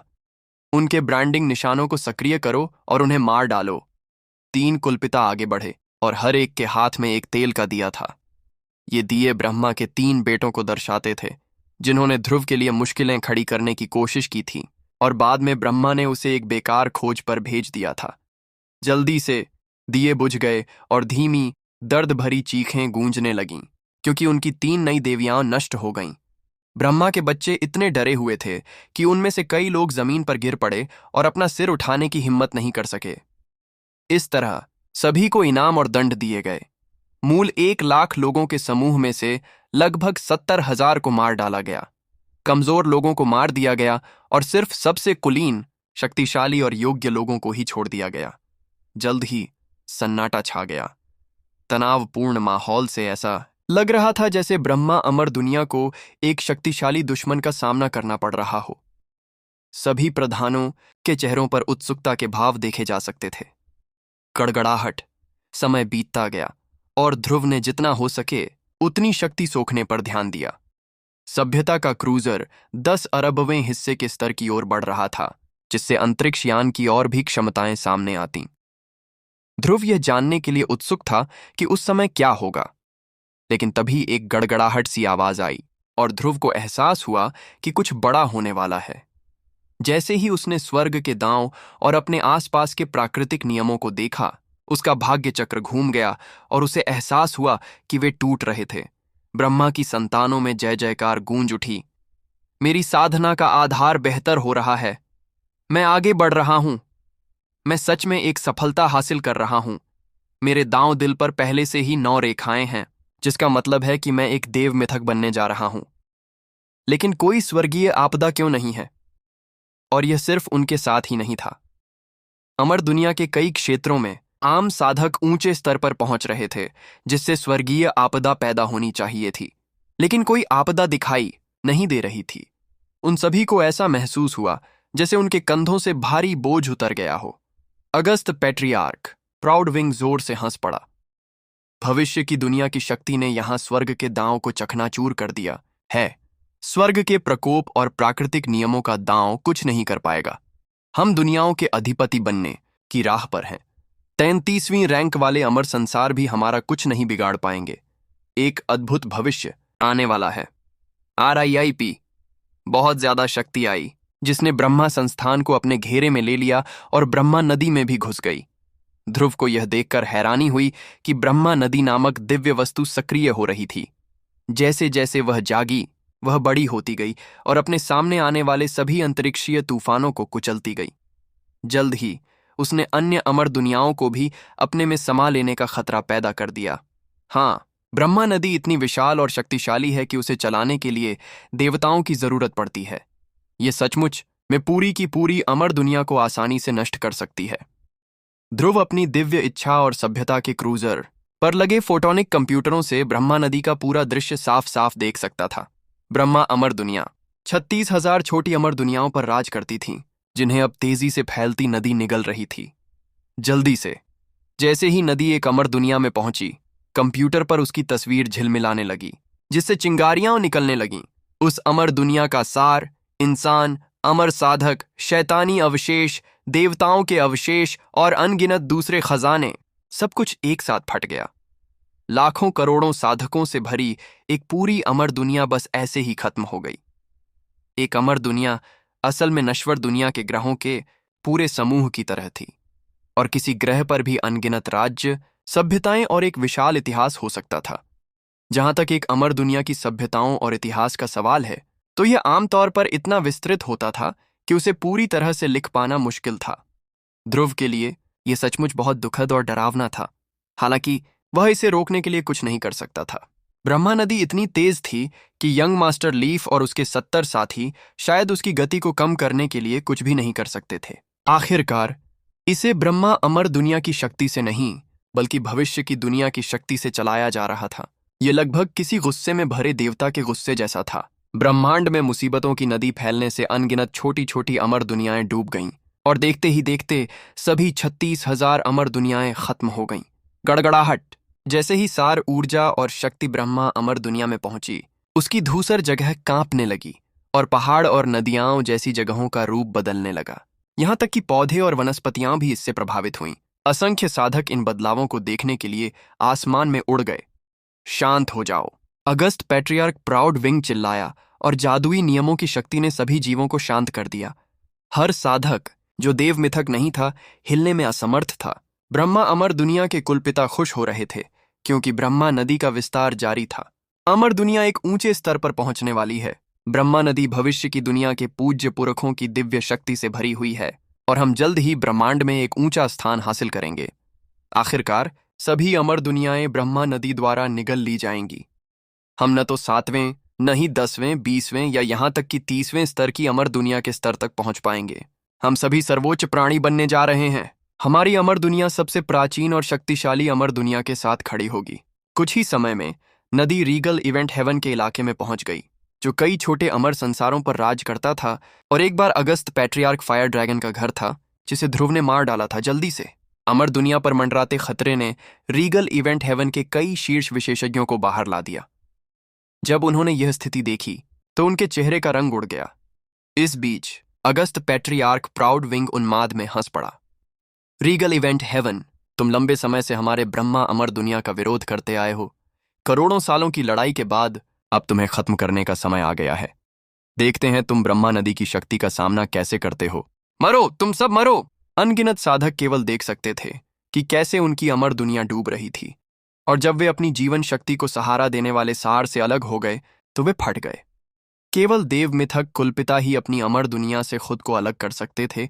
हालांकि इस मामले में इससे उन्हें कोई फायदा नहीं हुआ। ब्रह्मा नदी का पानी बहुत तेज था, तेजी से डूब रहा था और उन्हें मार रहा था। ब्रह्मा अमर दुनिया के कुलपिता अपनी अमर दुनिया के उत्थान पर जीत की खुशी में चिल्ला रहे थे। कोई नहीं बचेगा, कोई अपनी जान बचाकर नहीं भागेगा, कोई नहीं। वे सिर्फ 5वें क्रम की अमर दुनिया थे, लेकिन अब उनमें अनगिनत स्वर्गों को निगलने की शक्ति थी। ब्रह्मा नदी के सामने कोई भी अमर दुनिया टिक नहीं सकी। वे सभी खत्म हो गईं और उनका सार सोख लिया गया। जैसे जैसे ब्रह्मा नदी का वेग बढ़ता गया, वह जल्द ही रीगल इवेंट हेवन के मध्य क्षेत्र में पहुंच गई। यहीं पर ऊंची अमर दुनियाओं के पुरखों ने नदी के बहाव को रोकने के लिए दिव्य शक्ति भेजी। रीगल इवेंट हेवन अपने आप में ब्रह्मा नदी को रोकने के लिए काफी शक्तिशाली नहीं था, लेकिन वहां से कुछ पुरखे थे जो अपनी साधना के लिए ऊपर चढ़े थे। जब उन्हें पता चला कि उनका मूल घर खतरे में है, तो उन्होंने या तो मदद के लिए शक्ति भेजी या खुद नीचे आए। यह तो बुरा है, ध्रुव ने सोचा। अगर रीगल इवेंट हेवन गिर गया, तो अनगिनत हजारों अमर दुनियाएं खत्म हो जाएंगी। आखिरकार ये ड्रैगन तलवार स्वर्ग तक पहुंच जाएगा। मुझे ड्रैगन तलवार स्वर्ग को सभ्यता के क्रूजर में जल्द से जल्द पहुंचाना होगा। शक्ति का मिश्रण, नकली क्लोन, फ्लैटवर्स में यात्रा। सभ्यता के क्रूजर की शक्ति का इस्तेमाल करते हुए उसने अपनी कच्ची शक्ति का उपयोग करके तेजी से एक छोटा सा क्लोन बनाया जो हर तरह से उससे मिलता जुलता था। फिर उसने क्रूजर का उपयोग करके फ्लैटवर्स में प्रवेश किया और ब्रह्मा अमर दुनिया को छोड़ दिया। वह जल्द ही ड्रैगन तलवार स्वर्ग पहुंच गया, जो कई अमर दुनियाओं के संग्रह का केंद्र था। वहां से सभी देव मिथक कुलपिता अपने चेहरों पर चिंता के भाव लिए जल्दी से वहां पहुंचे। जाहिर है, ब्रह्मा अमर दुनिया की घटनाएं बड़े पैमाने पर डर पैदा कर रही थीं। आखिरकार छठी से 10वीं श्रेणी की अमर दुनियाओं में दिव्य शक्ति के उतार चढ़ाव साफ साफ देखे जा सकते थे। दांववादी भाई, तुम आखिरकार यहां आ ही गए, तलवार की कुलमाता बर्फीली आत्मा ने कहा। क्या हो रहा है? अमर दुनियाओं में अराजकता फैली हुई है। आप सही कह रही हैं, उथल पुथल मच गई है। मेरे पास पूरी जानकारी देने का समय नहीं है। इतना कहना ही काफी है कि यह एक बड़ी आपदा है। ब्रह्मांड का आकार बदल रहा है और संभावना है कि भविष्य की सभ्यता हमला करने की तैयारी कर रही हो। हम अराजकता के द्वार में प्रवेश कर रहे हैं। जिस गंभीर लहजे में वह बोल रहा था, उसे लग रहा था जैसे वह किसी प्राचीन महाकाव्य का देवता हो। मैं ड्रैगन तलवार स्वर्ग को लेकर उसे अपने द्वारा हासिल किए गए असीम जादुई खजाने में रखना चाहता हूं। इससे वह ब्रह्मा नदी से सुरक्षित रहेगा। इस समय ब्रह्मा नदी पूरी तरह से अजेय लग रही थी, लेकिन सभ्यता के क्रूजर के साथ ध्रुव मानो स्वर्ग से नश्वर संसार में उतरा कोई देवता हो। बिना किसी हिचकिचाहट के उसने ड्रैगन तलवार स्वर्ग को उसके स्थान से उठाकर क्रूजर में रख दिया और आसपास के सैकड़ों अन्य अमर दुनियाओं के साथ भी ऐसा ही किया। वह चाहता था कि वह और ले सके, लेकिन उसके पास पर्याप्त समय नहीं था। दूर से गड़गड़ाहट की आवाजें सुनाई दे रही थीं और हर जगह जोरदार कंपन हो रहा था, क्योंकि कई देव मिथक विशेषज्ञ मर रहे थे। रीगल इवेंट हेवन ब्रह्मा नदी के सामने टिक नहीं सका और ढह गया। ध्रुव फिर से सिकुड़ गया, फिर भविष्य की शक्ति का इस्तेमाल करके अपनी मूल स्थिति में वापस आ गया। सभ्यता के क्रूजर, भविष्य की शक्ति और अपनी दिव्य सेना की मुहर की बदौलत वह फिलहाल ब्रह्मा अमर दुनिया में घुसने और बाहर निकलने में कामयाब रहा। लेकिन जैसे जैसे वह और मजबूत होता गया, उस चाल पर भरोसा करना और भी मुश्किल होता गया। Beep beep beep beep beep beep. शक्ति का भंडार अभी अभी 10 अरबवें हिस्से के स्तर पर पहुंचा था। अगला बड़ा मील का पत्थर 1 अरबवें हिस्से का था। ब्रह्मा अमर दुनिया में वापस आकर उसने देखा कि कैसे ब्रह्मा नदी ने रीगल इवेंट हेवन को खत्म कर दिया और अनगिनत साधकों ने अपनी जान गंवा दी। कई सर्वशक्तिमान सत्ताएं जो उसकी रक्षा के लिए आई थीं, बह गईं और खत्म हो गईं। ब्रह्मा अमर दुनिया के लोगों को अपने चारों ओर शक्ति का संचार महसूस हुआ और कई लोग खिलखिलाकर हंस पड़े। यह बात देव मिथक कुलपिताओं के लिए खास तौर पर सच थी। जैसे जैसे उनकी अमर दुनिया ऊंचे स्तर पर पहुंचती गई, वे भी देव मिथक स्तर पर पहुंचते गए, और वह भी स्वर्गीय आपदा के डर के बिना। उस समय उस क्षेत्र में स्वर्ग का कोई दांव नहीं था और प्राकृतिक नियम भी लागू नहीं थे।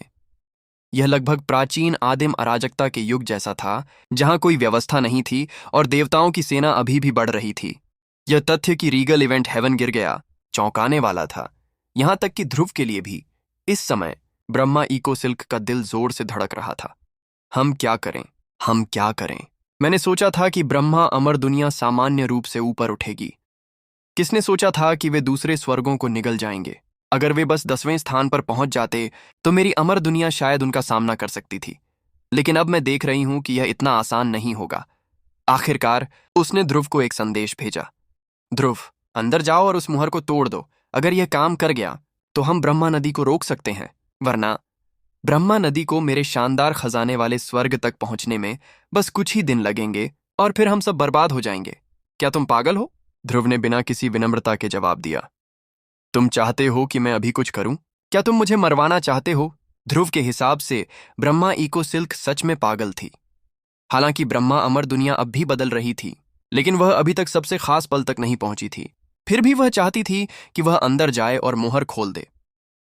भविष्य के लोक की शक्ति अभी पूरी तरह से नहीं फैली थी, इसलिए अगर वह अभी कोई कदम उठाने की कोशिश करता तो वह खुद को निशाना बना लेता और खुद को बहुत बड़े खतरे में डाल लेता।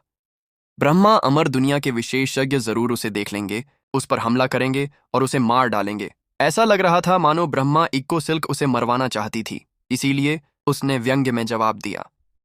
वह जानता था कि ब्रह्मा इको सिल्क एक धोखेबाज है और इसीलिए वह शायद उतने ही झूठ भी बोलती होगी जितने सच। जब उसने शुरुआत में दोनों को साथ मिलकर काम करने का सुझाव दिया था तो वह इसलिए था क्योंकि वह बहुत कमजोर था। लेकिन अब जब उसे सभ्यता के क्रूजर का एक टुकड़ा मिल गया था तो वह उनके सहयोग को खत्म करने के लिए तैयार था। आखिरकार जब से उन्होंने साथ मिलकर काम करना शुरू किया था, तब से लेकर अब तक उसे इस समझौते से कोई खास फायदा नहीं हुआ था। तुम बस मुझे मरवाना चाहते हो, ब्रह्मा इको सिल्क, उसने कहा। मैं अब तुम्हारे साथ नहीं हूं, अब तुम अकेले हो, ब्रह्मा इको सिल्क ने गुस्से से जवाब दिया। तुम सच में मेरी मदद नहीं करोगे ध्रुव? उसने दिव्य इच्छा से कहा। हालात बेकाबू हो गए हैं। अगर ब्रह्मा नदी और भी अमर दुनियाओं को निगलती रही तो और भी ज्यादा लोग दुख सहेंगे और मरेंगे। क्या तुम उनकी मदद नहीं करना चाहते? देखो, अभी अभी एक और दुनिया खत्म हो गई। लाखों करोड़ों जीव जंतु अभी अभी मर गए। यह एक त्रासदी है, एक अत्याचार। क्या तुम सचमुच इतने उदासीन हो? ध्रुव हंसा। तो अब तुम मेरी धार्मिकता की भावना का फायदा उठाने की कोशिश कर रही हो? माफ करना, मुझे तुम पर भरोसा नहीं है। तुम एक धोखेबाज हो और मुझे यह जानने का कोई तरीका नहीं है कि तुम मेरा कैसे फायदा उठाने की कोशिश कर रही हो। अगर वे अमर दुनियाएं खत्म हो जाएं, तो हो जाए। जीवन और मृत्यु दोनों ही आम बातें हैं जो हर दिन, हर पल होती हैं। लाखों करोड़ों अमर दुनियाएं हैं और उनमें विनाश एक आम बात है। मैं चाहकर भी उन सबको नहीं बचा सकता। इसके अलावा जीवन और मृत्यु स्वर्ग और पृथ्वी द्वारा तय होते हैं। जब देवताओं की सेना एक सांस लेती है तो अनगिनत दुनियाएं खत्म हो जाती हैं। जब वे एक और सांस लेते हैं तो अनगिनत दुनियाएं पैदा होती हैं। कृपया मुझे प्रभावित करने के लिए ऐसे बेतुके बहाने न बनाएं। हालांकि उसकी बातों से ब्रह्मा इको सिल्क और भी ज्यादा भड़क गई, फिर भी वह बस ठंडी मुस्कान दे गई। तो तुम कह रहे हो कि तुम मेरी मदद नहीं करोगे? तुम हमारा समझौता तोड़ दोगे? हमारा समझौता तोड़ो? क्या वाकई हमारे बीच कोई औपचारिक समझौता हुआ था? क्या था जो मैं तुम्हारी मौत के बाद तुम्हारी जगह ले लूं? मुझे कभी भी अपनी योजना बदलने का हक है और तुम एक धोखेबाज हो जिसके इरादे शुरू से ही बुरे थे। तुम्हें लगता है कि मुझे उस मुहर की भयावहता का अंदाजा नहीं था। उसे तोड़ने पर शायद मैं टुकड़े टुकड़े हो जाऊंगा। उस औरत से मजाक करने में कोई दिलचस्पी न रखते हुए उसने कहा, अब से तुम अपना काम करो और मैं अपना। इस मुसीबत से निकलने के लिए हम दोनों अपने अपने हुनर पर भरोसा कर सकते हैं। ध्रुव, तुम। एक क्षण बाद ब्रह्मा इको सिल्क का चेहरा डरावना हो गया। अगर तुम अंदर नहीं गए, उस मुहर को नहीं खोला और ब्रह्मा का दिल नहीं खोला, तो मैं तुम्हारी गुप्त पहचान उजागर कर दूंगा। फिर कौन बुरी स्थिति में होगा? तुम कुचले जाओगे। ध्रुव इस खुली धमकी से जरा भी चिंतित नहीं दिखा। तुम्हारी भी एक गुप्त पहचान है, शायद मैं उसे उजागर कर दूं। मैं तुम्हें सलाह दूंगा कि तुम इस रास्ते पर न जाओ। आगे बढ़ो और कोशिश करो। देखो, यह शरीर असल में पुराने ब्रह्मा इको सिल्क उस प्रबुद्ध पुरुष का है। मैंने इसे अभी अभी हासिल किया है। मेरा असली रूप, असली धोखेबाज, एक दूर की अमर दुनिया में है, एक ऐसी जगह जहां तुम कभी नहीं पहुंच सकते। लेकिन तुम अलग हो। तुम यहां अपने असली रूप में हो, है ना? अगर हम ऐसा करते हैं तो मैं एक क्लोन खो सकती हूं, लेकिन तुम सच में मर जाओगे। इस पर ध्यान से सोचो, ध्रुव। मुझे शुरू से ही पता था कि यह औरत एक षड्यंत्रकारी है। ध्रुव का दिल तुरंत ही उसे मारने के इरादे से भर गया। अगर मुझे सभ्यता के क्रूजर का टुकड़ा न मिलता तो मैं पूरी तरह से फंस जाता। वह एक धोखेबाज है, इसलिए मैं उसे जिंदा नहीं छोड़ सकता, और मैं उसके शानदार खजाने वाले स्वर्ग को भी नहीं छोड़ सकता। अगर ब्रह्मा नदी उसे और उसकी अमर दुनिया को आखिरकार निगल ही लेगी, तो शायद मुझे ही पहले दखल देना चाहिए। अच्छा ध्रुव, तुम्हारा क्या ख्याल है? मैं तुम्हें एक अगरबत्ती को जलने में लगने वाला समय दूंगा। जियो या मरो, सब तुम्हारे हाथ में है। जब ब्रह्मा इको सिल्क अन्य कुलपिताओं के साथ ब्रह्मा के बच्चों के ऊपर मंडरा रही थी, तो उसने एक हल्की मुस्कान के साथ ध्रुव की ओर देखा। अगर तुम मेरी मांगे नहीं मानोगे तो मैं तुम्हारी पहचान उजागर कर दूंगी। अगर तुम मेरी पहचान बताकर जवाब देने की कोशिश करोगे तो बुजुर्गों की संसद तुम पर यकीन नहीं करेगी। तुम्हारी मौत और तुम्हारा जवाबी हमला दोनों ही बेकार होंगे। शाबाश धोखेबाज, ध्रुव ने दांत पीसते हुए कहा। तुम सचमुच अपने नाम के लायक हो। हालांकि मुझे तुम्हारे खेल खेलने में कोई दिलचस्पी नहीं है। असीम परजीवीकरण। बिना किसी चेतावनी के ध्रुव ने सभ्यता के क्रूजर को फ्लैटवर्स के माध्यम से सीधे ब्रह्मा इको सिल्क के शरीर में भेज दिया।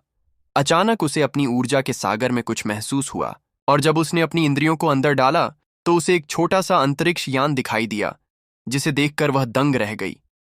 इससे पहले कि वह कुछ प्रतिक्रिया दे पाती, अंतरिक्ष यान की शक्तियां उसकी मेरिडियंस में फैल गईं। उसकी नवजात दिव्यता को रोक दिया और उसके लिए हिलना डुलना असंभव बना दिया। फिर उसकी एक हूबहू प्रतिकृति प्रकट हुई, एक शक्ति प्रतिकृति, जबकि वह आखिरकार सभ्यता के क्रूजर में समा गई। सभ्यता के क्रूजर के अंदर ध्रुव चेहरे पर एक क्रूर मुस्कान लिए उसकी ओर बढ़ा। ब्रह्मा इको सिल्क, तुम्हें लगा था कि तुम मुझे धमकाने के लिए काफी शक्तिशाली हो। तुम्हें क्या पता था कि मैं तुम्हें आसानी से संभाल सकता हूं। जैसे ही शक्ति का विस्फोट शुरू होगा। मैं तुम्हारी शक्ति को दोगुना कर दूंगा।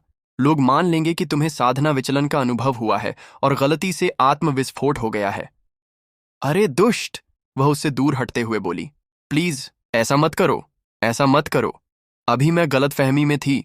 मैं तुम्हारी पहचान कभी जाहिर नहीं करूंगी। अब बहुत देर हो चुकी है। ध्रुव ने हाथ बढ़ाया और अपनी हथेली उसके सिर पर रख दी। पलक झपकते ही वह एक ऐसी जीवन ऊर्जा से भर गई जो किसी प्रबुद्ध पुरुष की आभा से भरी थी। ध्रुव ने उसे तुरंत आत्मसात कर लिया।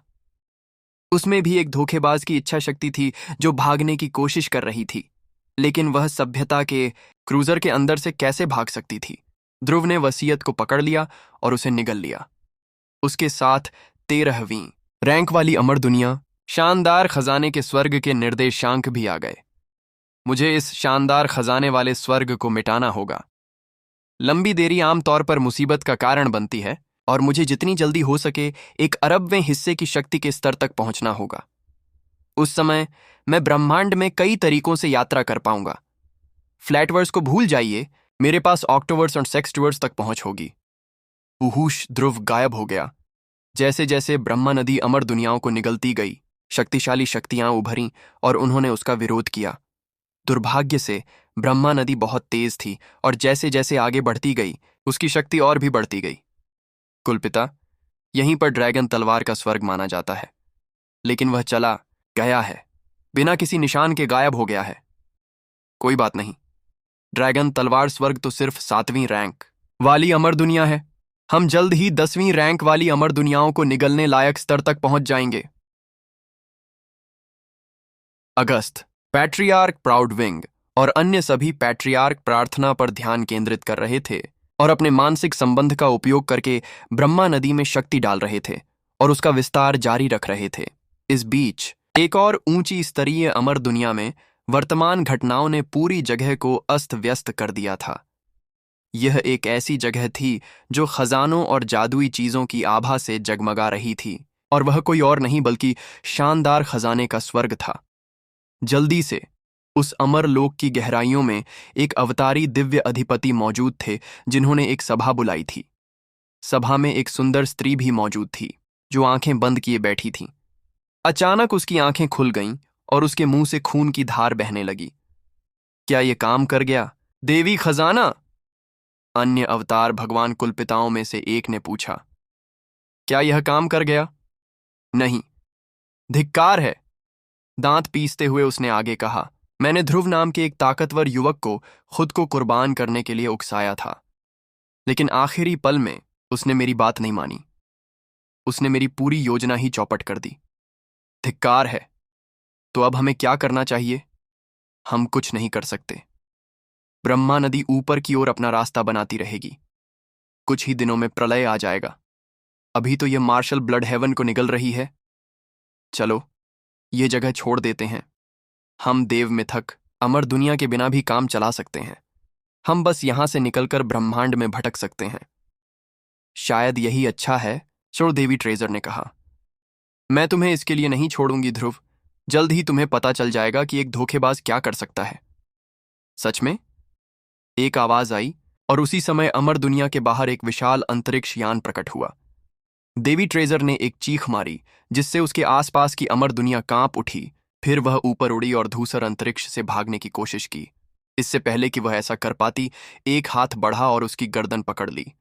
देवी ट्रेजर, कपटी, तुम्हारा शानदार खजाना स्वर्ग ब्रह्मा नदी द्वारा खत्म होने वाला था, लेकिन मैं पहले पहुंच गई। तुम? मुझे यकीन नहीं हो रहा कि तुम इतने ताकतवर हो ध्रुव। तुम इतनी जल्दी यहां कैसे पहुंच गए? गुस्से से उसे घूरते हुए उसने कहा। तुम ऐसा क्यों कर रहे हो? कोई खास वजह नहीं, उसने जवाब दिया।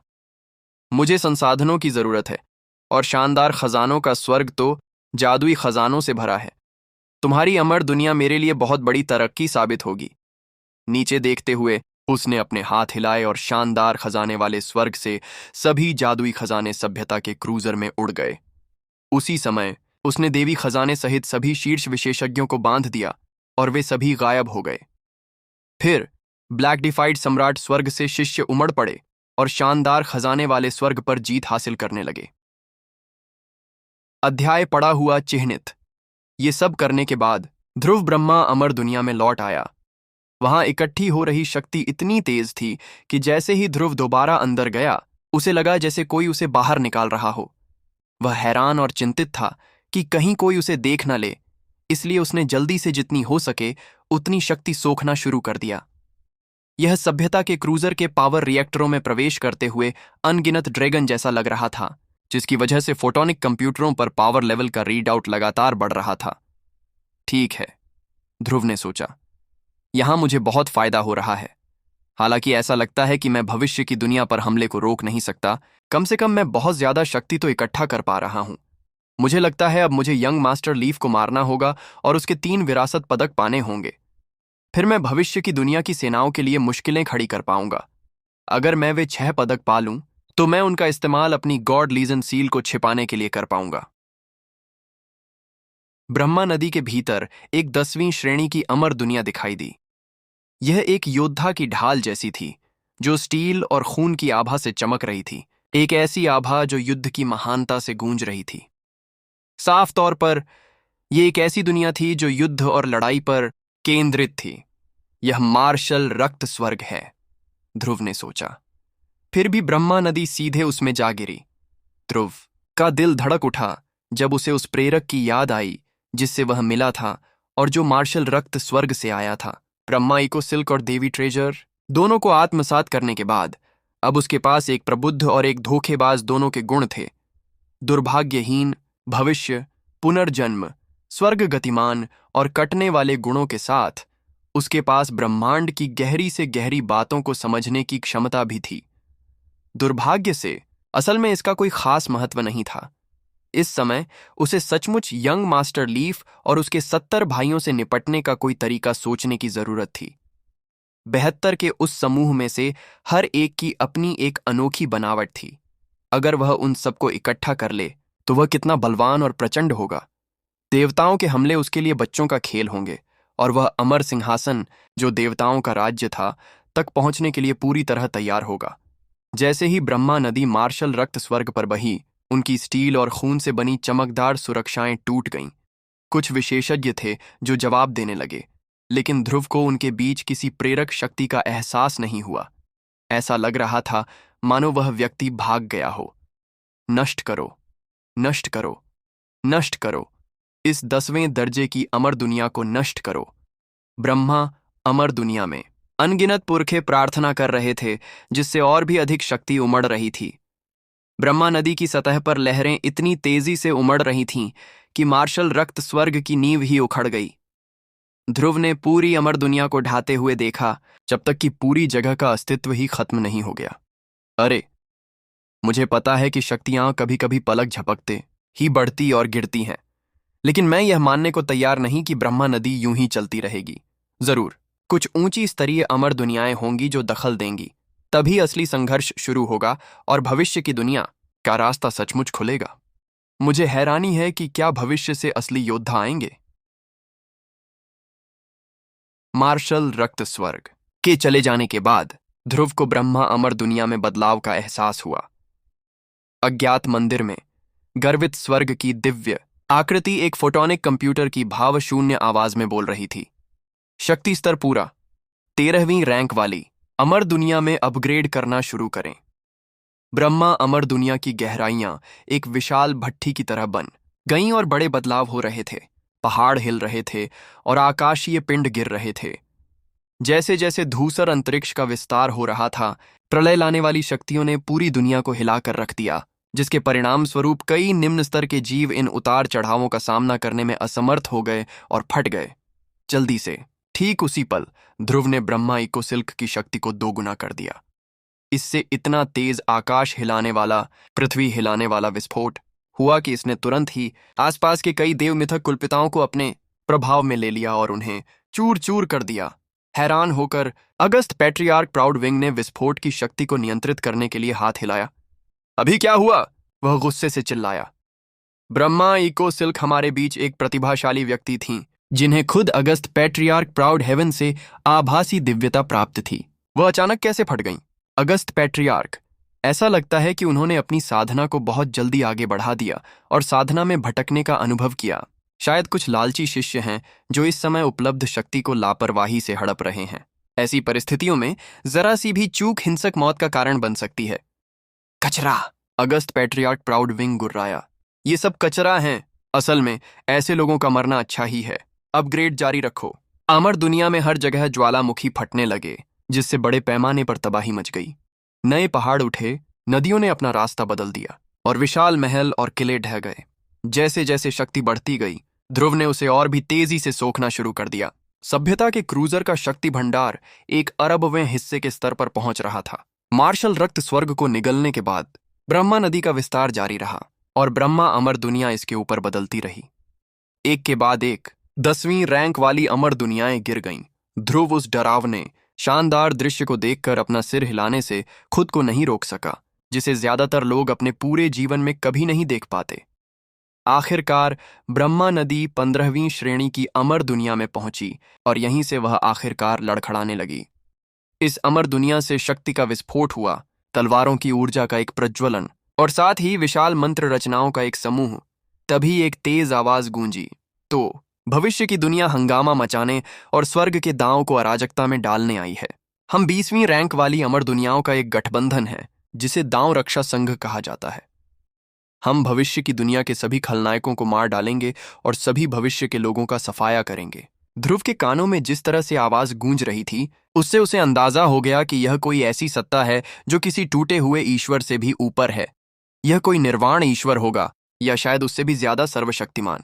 अमर दुनियाओं का एक समूह आखिरकार ब्रह्मा अमर दुनिया का सामना करने के लिए एक साथ हो गया था।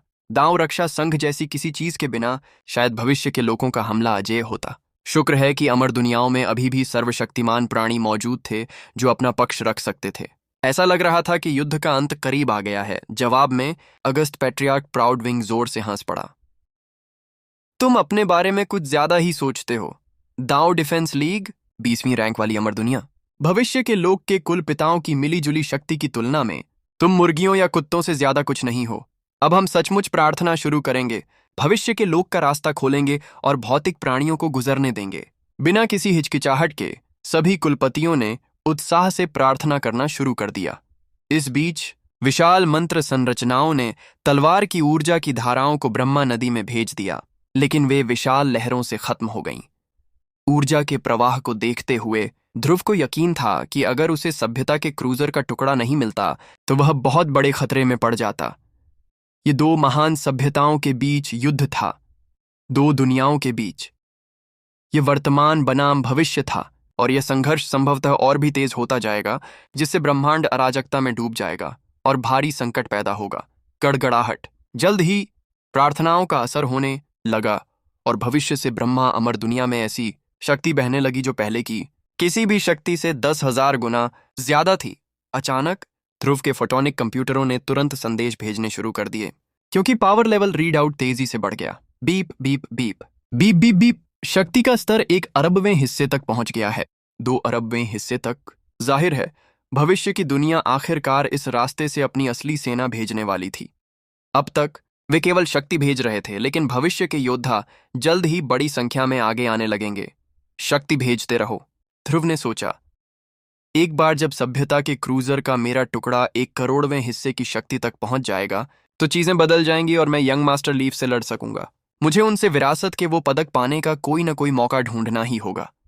दांत पीसते हुए ध्रुव ने ज्यादा से ज्यादा शक्ति हासिल करने की कोशिश में कोई कसर नहीं छोड़ी।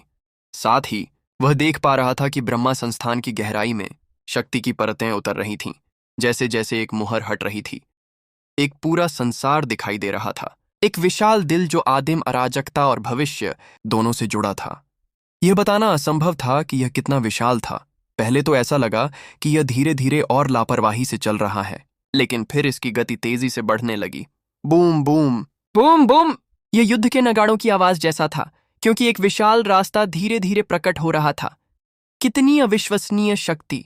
ध्रुव को देखते ही एहसास हुआ कि शक्ति का यह स्तर उसे इतना कमजोर बना रहा था कि वह लगभग बेकार था। इस क्षण धोखेबाज देवी खजाने के बारे में उसके सारे शक सच साबित हुए। शुक्र है कि वह सतर्क था और ब्रह्मा संस्थान में घुसकर खुद ही मुहर खोलने की योजना नहीं बनाई थी। अगर वह ऐसा करता तो उसकी तुरंत मौत हो जाती। यह प्राचीन देवता ब्रह्मा का जीवित दिल था और यह असीमित दिव्य शक्ति से भरा हुआ था। जैसे ही वह हिलता और ऐंठता, एक काला सा रास्ता खुल जाता जो भविष्य की ओर जाता था। बहुत दूर से भी ध्रुव को ऐसा लग रहा था जैसे उसे उसमें घसीट लिया जाएगा और उसका अस्तित्व ही मिटा दिया जाएगा। तो यह भविष्य की दुनिया का रास्ता है जहां से भौतिक प्राणी गुजर सकते हैं। क्या यही देवताओं की सेना की शक्ति है? गड़गड़ाहट! रास्ता कांप उठा। फिर एक आदिम देवता जैसी आभा फैली जो अनगिनत अमर दुनियाओं को निगल जाना चाहती थी। तभी एक छायादार आकृति उभरी। भविष्य के योद्धा आखिरकार आ गए थे। स्थिति सचमुच नियंत्रण से बाहर हो चुकी थी। भविष्य की दुनिया ने एक रास्ता पूरी तरह से खोल दिया था। भविष्य की दुनिया के लोग अब समय यात्रा की शक्ति का इस्तेमाल करके वर्तमान में आ सकते थे, अपनी शारीरिक बनावट बदल सकते थे और भविष्य के लोग बन सकते थे। अचानक ध्रुव को एहसास हुआ कि इस रास्ते से यात्रा करना बहुत मुश्किल होगा। जाहिर है, भविष्य की दुनिया तक पहुंचना कोई आसान काम नहीं था। अचानक फोटोनिक कंप्यूटर बोलने लगे। शक्ति भंडार 1 करोड़वें हिस्से पर। मापन की नई इकाइयां उपलब्ध हैं। आनुवंशिक प्रणालियां, शक्ति प्रसार प्रणालियां, हाइपरड्राइव प्रणालियां, हथियार निर्माण प्रणालियां और भविष्य की एक्सट्रापोलेशन प्रणालियों में अपग्रेड उपलब्ध हैं। क्या आप अपग्रेड के साथ आगे बढ़ेंगे? भविष्य के योद्धाओं के आने से ही शक्ति में ऐसी बढ़ोतरी हुई कि सभ्यता का क्रूजर तुरंत ही ऊंचे स्तर पर पहुंच गया। ध्रुव को यह एहसास था कि यहाँ बहुत सारी संभावनाएं हैं, फिर भी वह जानता था कि अभी समय और जगह नहीं है। अभी कोई अपग्रेड न करें, पावर जमा करना जारी रखें। फोटोनिक कंप्यूटरों ने तुरंत आदेश का पालन किया और रिएक्टरों में बिजली का प्रवाह जारी रहा। ब्लॉक डिफाइड सम्राट स्वर्ग के लोग भी इस गहरी घटना को महसूस कर पा रहे थे, लेकिन ध्रुव का ध्यान अभी इन बातों पर नहीं था। मैं उस रास्ते से होकर भविष्य की दुनिया में कैसे पहुंचूं? मुझे माँ, माहिरा और गुरु को बचाना है। मुझे लगता है कि मुझे अभी बस इंतजार करना होगा। भविष्य के योद्धा यहाँ हैं और भविष्य की और भी शक्ति दिख रही है। गड़गड़ाहट! भविष्य के योद्धाओं में सबसे पहले एक मेचा पर सवार होकर आया जिससे इतनी अविश्वसनीय शक्ति निकलती थी कि पुराने दानव देवता भी उसकी बराबरी नहीं कर सकते थे। मेचा की छाती पर बाघ का सिर बना था और उसका हेलमेट अजगर के सिर जैसा लग रहा था। उसके कंधों पर लगे कवच गोबल वॉक्स जैसे लग रहे थे और घुटनों के कवर काइमेरा के सिर जैसे लग रहे थे। इसकी कोहनी के टुकड़े फ्रैजल फ्रीक्स के सिर की तरह थे। इसकी कमर एक खुले जबड़े वाला सुनहरा शेर था और इसके जूते एनाकोंडा की तरह दिखते थे। ऐसा लगता है कि इस योद्धा में सभी तरह के आदि अराजकता देवताओं के जीन मौजूद थे और ब्रह्मा अमर दुनिया में आते ही उसने अगस्त पैट्रियार्क प्राउडविंग और बाकी लोगों को देखा। अगस्त पैट्रियार्क प्राउडविंग ने खुशी से चिल्लाया, भविष्य के योद्धाओं के साथ हम अमर प्राणियों को मार सकते हैं और अमर दुनियाओं को अपने अधीन कर सकते हैं। सभी को नमस्कार, भावी योद्धा ने कर्कश आवाज में कहा, जो धातु के आपस में रगड़ खाने जैसा लग रहा था। बिना किसी और शोर शराबे के वह ब्रह्मा नदी में उतरा और दांव रक्षा संघ के पुराने सैनिकों द्वारा बनाई गई रक्षात्मक संरचनाओं की ओर उड़ चला। ऐसा लग रहा था कि वह इससे प्रभावित नहीं हुआ। भावी योद्धा ने हमला कर दिया। ध्रुव जानता था कि ये संरचनाएं निश्चित रूप से उसके गॉड लीजन पैराडाइज को खत्म कर देंगी, लेकिन भविष्य के योद्धा के मेचा पर उनका कोई असर नहीं पड़ा।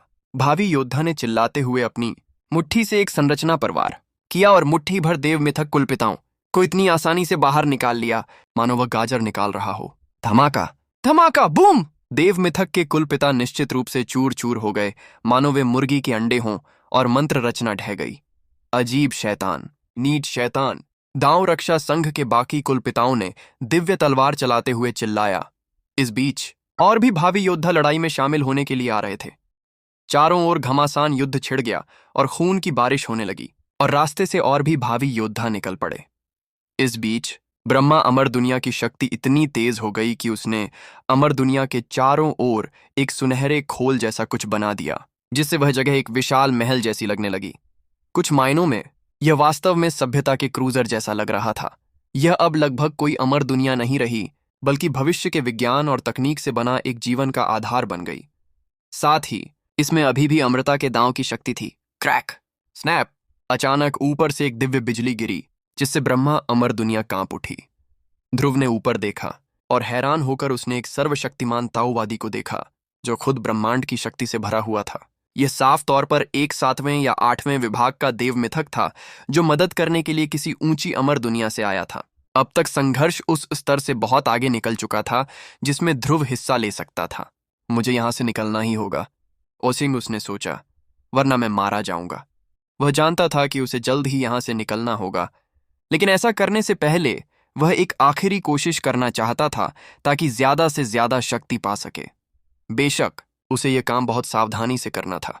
मुझे लगता है अब समय आ गया है कि राजा अमरवधक के विरासत पदकों का इस्तेमाल किया जाए। युवा मास्टर लीफ अनगिनत विश्व सम्राट चार्ट का इस्तेमाल करके ब्रह्मा अमर दुनिया में आ सकता है, इसलिए मुझे उसे यहां फंसाना चाहिए। इससे सच में सब कुछ अस्त व्यस्त हो जाएगा और मैं इसका फायदा उठाकर और भी ज्यादा शक्ति पा सकता हूं। शायद युवा मास्टर लीफ को भी हरा दूं। बेशक मुझे उसे भविष्य के योद्धाओं से तब तक लड़ने देना चाहिए जब तक वह बुरी तरह घायल ना हो जाए, फिर आखिरी पल में हमला करके एक जानलेवा वार कर दूं। एक पल सोचने के बाद ध्रुव ने सभ्यता के क्रूजर के अपने टुकड़े की शक्ति का इस्तेमाल करते हुए चुपके से ब्रह्मा संस्थान में प्रवेश किया और ब्रह्मा के दिल की ओर बढ़ गया। यह संस्थान का एक प्रतिबंधित क्षेत्र था और एक ऐसी जगह जो इस समय बहुत ज्यादा शक्ति से भरी हुई थी। हालांकि अभी उसका सबसे अच्छा मौका था। अगर वह लड़ाई शांत होने का इंतजार करता तो उसे जरूर पकड़ लिया जाता। यह देखते हुए कि कई सर्वशक्तिमान सत्ताएं ब्रह्मा अमर दुनिया पर हमला करने के लिए एक साथ हो रही हैं, कौन यह सोचने के लिए रुकेगा कि उसकी सुरक्षा के भीतर कुछ चल रहा है? यह शुद्ध शक्ति कितनी जबरदस्त है, ध्रुव ने सोचा जैसे ही वह फ्लैटवर्स में रहा और बहुत सारे शक्ति पत्थर बनाता रहा। भविष्य की दुनिया की बदौलत वह जो शक्ति पत्थर बना सका वे देवलोक में उपलब्ध शक्ति पत्थरों के बराबर थे। वे तुसीता स्वर्ग की शक्ति से कहीं आगे थे। इस समय वह एक छोटी सी छींटी की तरह था जो धीरे धीरे एक विशाल बांध को खा रही थी। बेशक वह ब्रह्मा के दिल तक पहुंचने के लिए अंदर तक पहुंचना चाहता था। उस जगह की शक्ति इतनी अद्भुत और पवित्र थी कि ध्रुव भी उसे समझ नहीं पा रहा था। उसने भविष्य से आए शरीर जैसे क्रिस्टल देखे जो लगभग हीरे जैसे लग रहे थे। उसने असल में ऐसी चीजों के बारे में पढ़ा था और जानता था कि ये दिव्य क्रिस्टल हैं। इन्हें आत्मसात करके कोई भी व्यक्ति सीधे देवलोक से शक्ति पा सकता है। इनके साथ सभ्यता के क्रूजर का शक्ति भंडार और भी ज्यादा अविश्वसनीय स्तर तक पहुंच सकता है। 1/करोड़वें हिस्से के स्तर तक पहुंचने के बाद आगे के अपग्रेड बहुत धीरे धीरे होंगे और हर एक के लिए इतनी शक्ति की जरूरत होगी कि ध्रुव को समझ नहीं आ रहा था कि इसकी गिनती कैसे की जाए। दरअसल सामान्य परिस्थितियों में यह शायद असंभव होता। वह शक्ति के केंद्र के और करीब पहुंच गया और एक खास बिंदु पर अचानक उसे प्रेरणा मिली और उसने कुछ अमरनाशक शक्ति दिखाई। अमरनाश की शक्ति एक बहुत ही रहस्यमयी चीज थी और केवल राजा अमरनाशक के विरासत पदक वाले लोग ही इसका पता लगा सकते थे। जैसी कि उम्मीद थी, मेकवेव स्वर्ग में वापस आकर युवा मास्टर लीफ अचानक अपने पैरों पर खड़ा हो गया। भाइयों, उसने आदेश दिया, तुम यहां मेकवेव स्वर्ग में लड़ाई जारी रखो। सभी मेचफॉक का सफाया करो और सभ्यता के क्रूजर का वह टुकड़ा ले आओ। मुझे अभी अभी राजा अमरवधकों के विरासत पदकों में से एक का एहसास हुआ है। मुझे उसे लेना ही होगा। गड़गड़ाहट। वह एक कदम आगे बढ़ा और अंतरिक्ष समय को चीरता हुआ ठीक उसी जगह पहुंचा जहां दांव रक्षा संघ और ब्रह्मा अमर दुनिया के बीच युद्ध चल रहा था। तुरंत ही उसके चेहरे पर डर की झलक दिखाई दी। क्या प्रलय! हमारे तुसीता स्वर्ग ने भविष्यवाणी की थी कि ऐसा ही कुछ होगा। अंतरिक्ष समय उलट गया है और भविष्य की दुनिया स्वर्ग और पृथ्वी को आदिम अराजकता में धकेलने आ गई है। देवताओं की सेना खत्म हो गई। जब देवता निर्वाण पुनर्जन्म का अनुभव करेंगे तो एक नई सभ्यता का फिर से जन्म होगा और राजा अमरवधकर्ता के विरासत के पदक यहां हैं। मुझे उन्हें पाना होगा। भविष्य की दुनिया की किसे परवाह है? क्या वे मुझे रोकने के लिए कुछ कर भी सकते हैं? तेजी से आगे बढ़ते हुए वह एक धारदार तलवार में बदल गया जो सीधे ब्रह्मा अमर दुनिया में जा लगी। एक घात। यह बहुत मजबूत है। कितना शक्तिशाली दुश्मन है। जल्दी करो और उसका रास्ता रोको। ब्रह्मा नदी भी उसे नहीं रोक सकती। वह जरूर किसी अजेय देव वस्तु का इस्तेमाल कर रहा होगा। अचानक भविष्य के योद्धाओं का एक समूह घने अंधेरे रास्ते से बाहर निकला और टिड्डियों की तरह यंग मास्टर लीफ की ओर झुंड बनाकर टूट पड़ा। चले जाओ और मर जाओ, यंग मास्टर लीफ चिल्लाया। इधर उधर देखते हुए उसने राजा अमरवधकों के विरासत पदक ढूंढने की कोशिश की। तभी उसने एक मुक्का मारा जो कई भावी योद्धाओं पर लगा और उनमें विस्फोट हो गया। हालांकि भावी योद्धाओं का नेता तेजी से आगे बढ़कर यंग मास्टर लीफ के रास्ते में आ गया। राजा अमरवधकों के विरासत पदक, अनगिनत संसारों का सम्राट चार्ट, इन्हें अभी सौंप दो या मर जाओ, युवा मास्टर लीफ ने हंसकर जवाब दिया। यह मेरी लाइन है। मुझे यकीन नहीं हो रहा कि तुम इसे इस्तेमाल करने की कोशिश करोगे। क्या मजाक है। अब और न रहने के लिए तैयार हो जाओ। एक बड़े पैमाने पर लड़ाई छिड़ गई। युवा मास्टर लीफ कुछ भी नहीं रोक रहा था। जैसे जैसे वह लड़ता गया, उसके ऊपर वर्महोल बनते गए जो राजाओं की शक्ति से फूट पड़े और अनगिनत क्लोनों का रूप ले लिया, जिन्हें उसने फिर युद्ध में भेज दिया। वह साफ तौर पर उससे कहीं ज्यादा ताकतवर था, जितना कि ध्रुव से पहली बार मिलने पर था। भयानक, ध्रुव ने सोचा। वह निश्चित रूप से 7वें या 8वें डिवीजन का देव मिथक है। जब आप किंग अमरस्लेयर के विरासत पदकों और अनगिनत विश्व सम्राट चार्ट की शक्ति को इसमें जोड़ देंगे, तो मैं निश्चित रूप से उसे गंभीर रूप से घायल हुए बिना नहीं हरा पाऊंगा, और तब भी जीत की गारंटी नहीं होगी। जो कुछ हो रहा था उसे देखकर ही ध्रुव का दिल डर से धड़कने लगा। शुक्र है उसने पहले ही गॉड लीजन सील का इस्तेमाल करके किंग अमरस्लेयर के विरासत पदकों की आभा को ढक लिया था। इस बीच वह ब्रह्मा के दिल की ओर और गहराई में बढ़ता रहा। वह पहले ही उस बिंदु पर पहुंच चुका था जहां ऊर्जा के उतार चढ़ाव 5वें या 6ठे विभाग के देव मिथक को मार सकते थे। शुक्र है कि उसकी गॉड लीजन सील उसे नुकसान से बचा रही थी और उसे और ज्यादा शक्ति सोखने में सक्षम बना रही थी। मैं आखिरकार ऐसी जगह पर पहुंच गया हूं जहां से मुझे भगवान के क्रिस्टल मिल सकते हैं। वह अब इतनी गहराई में था कि वह मुश्किल से हिल पा रहा था। उसके आगे देव क्रिस्टलों का एक समूह था। यहां भविष्य की दुनिया की शक्ति ब्रह्मा के दिल पर टूट पड़ी, जिससे अनगिनत शक्ति क्रिस्टल दिखाई दिए, और वे सभी इस तरह से गूंज रहे थे कि अमर दुनियाओं की किसी भी शक्ति से बढ़कर थे। देव क्रिस्टल यहीं मेरे सामने हैं। अगर मैं उनमें से कुछ पा लूं तो मैं बहुत बेहतर स्थिति में रहूंगा। मैं यहां से निकलकर भविष्य की दुनिया, दांव रक्षा संघ और युवा मास्टर लीफ के बीच होने वाले मुकाबले का इंतजार कर सकता हूं, और फिर आखिरी पल में मौके का फायदा उठाने के लिए कूद पड़ूंगा। भविष्य की दुनिया में जाने के लिहाज से मेरा साधना आधार अभी साफ तौर पर बहुत कमजोर है।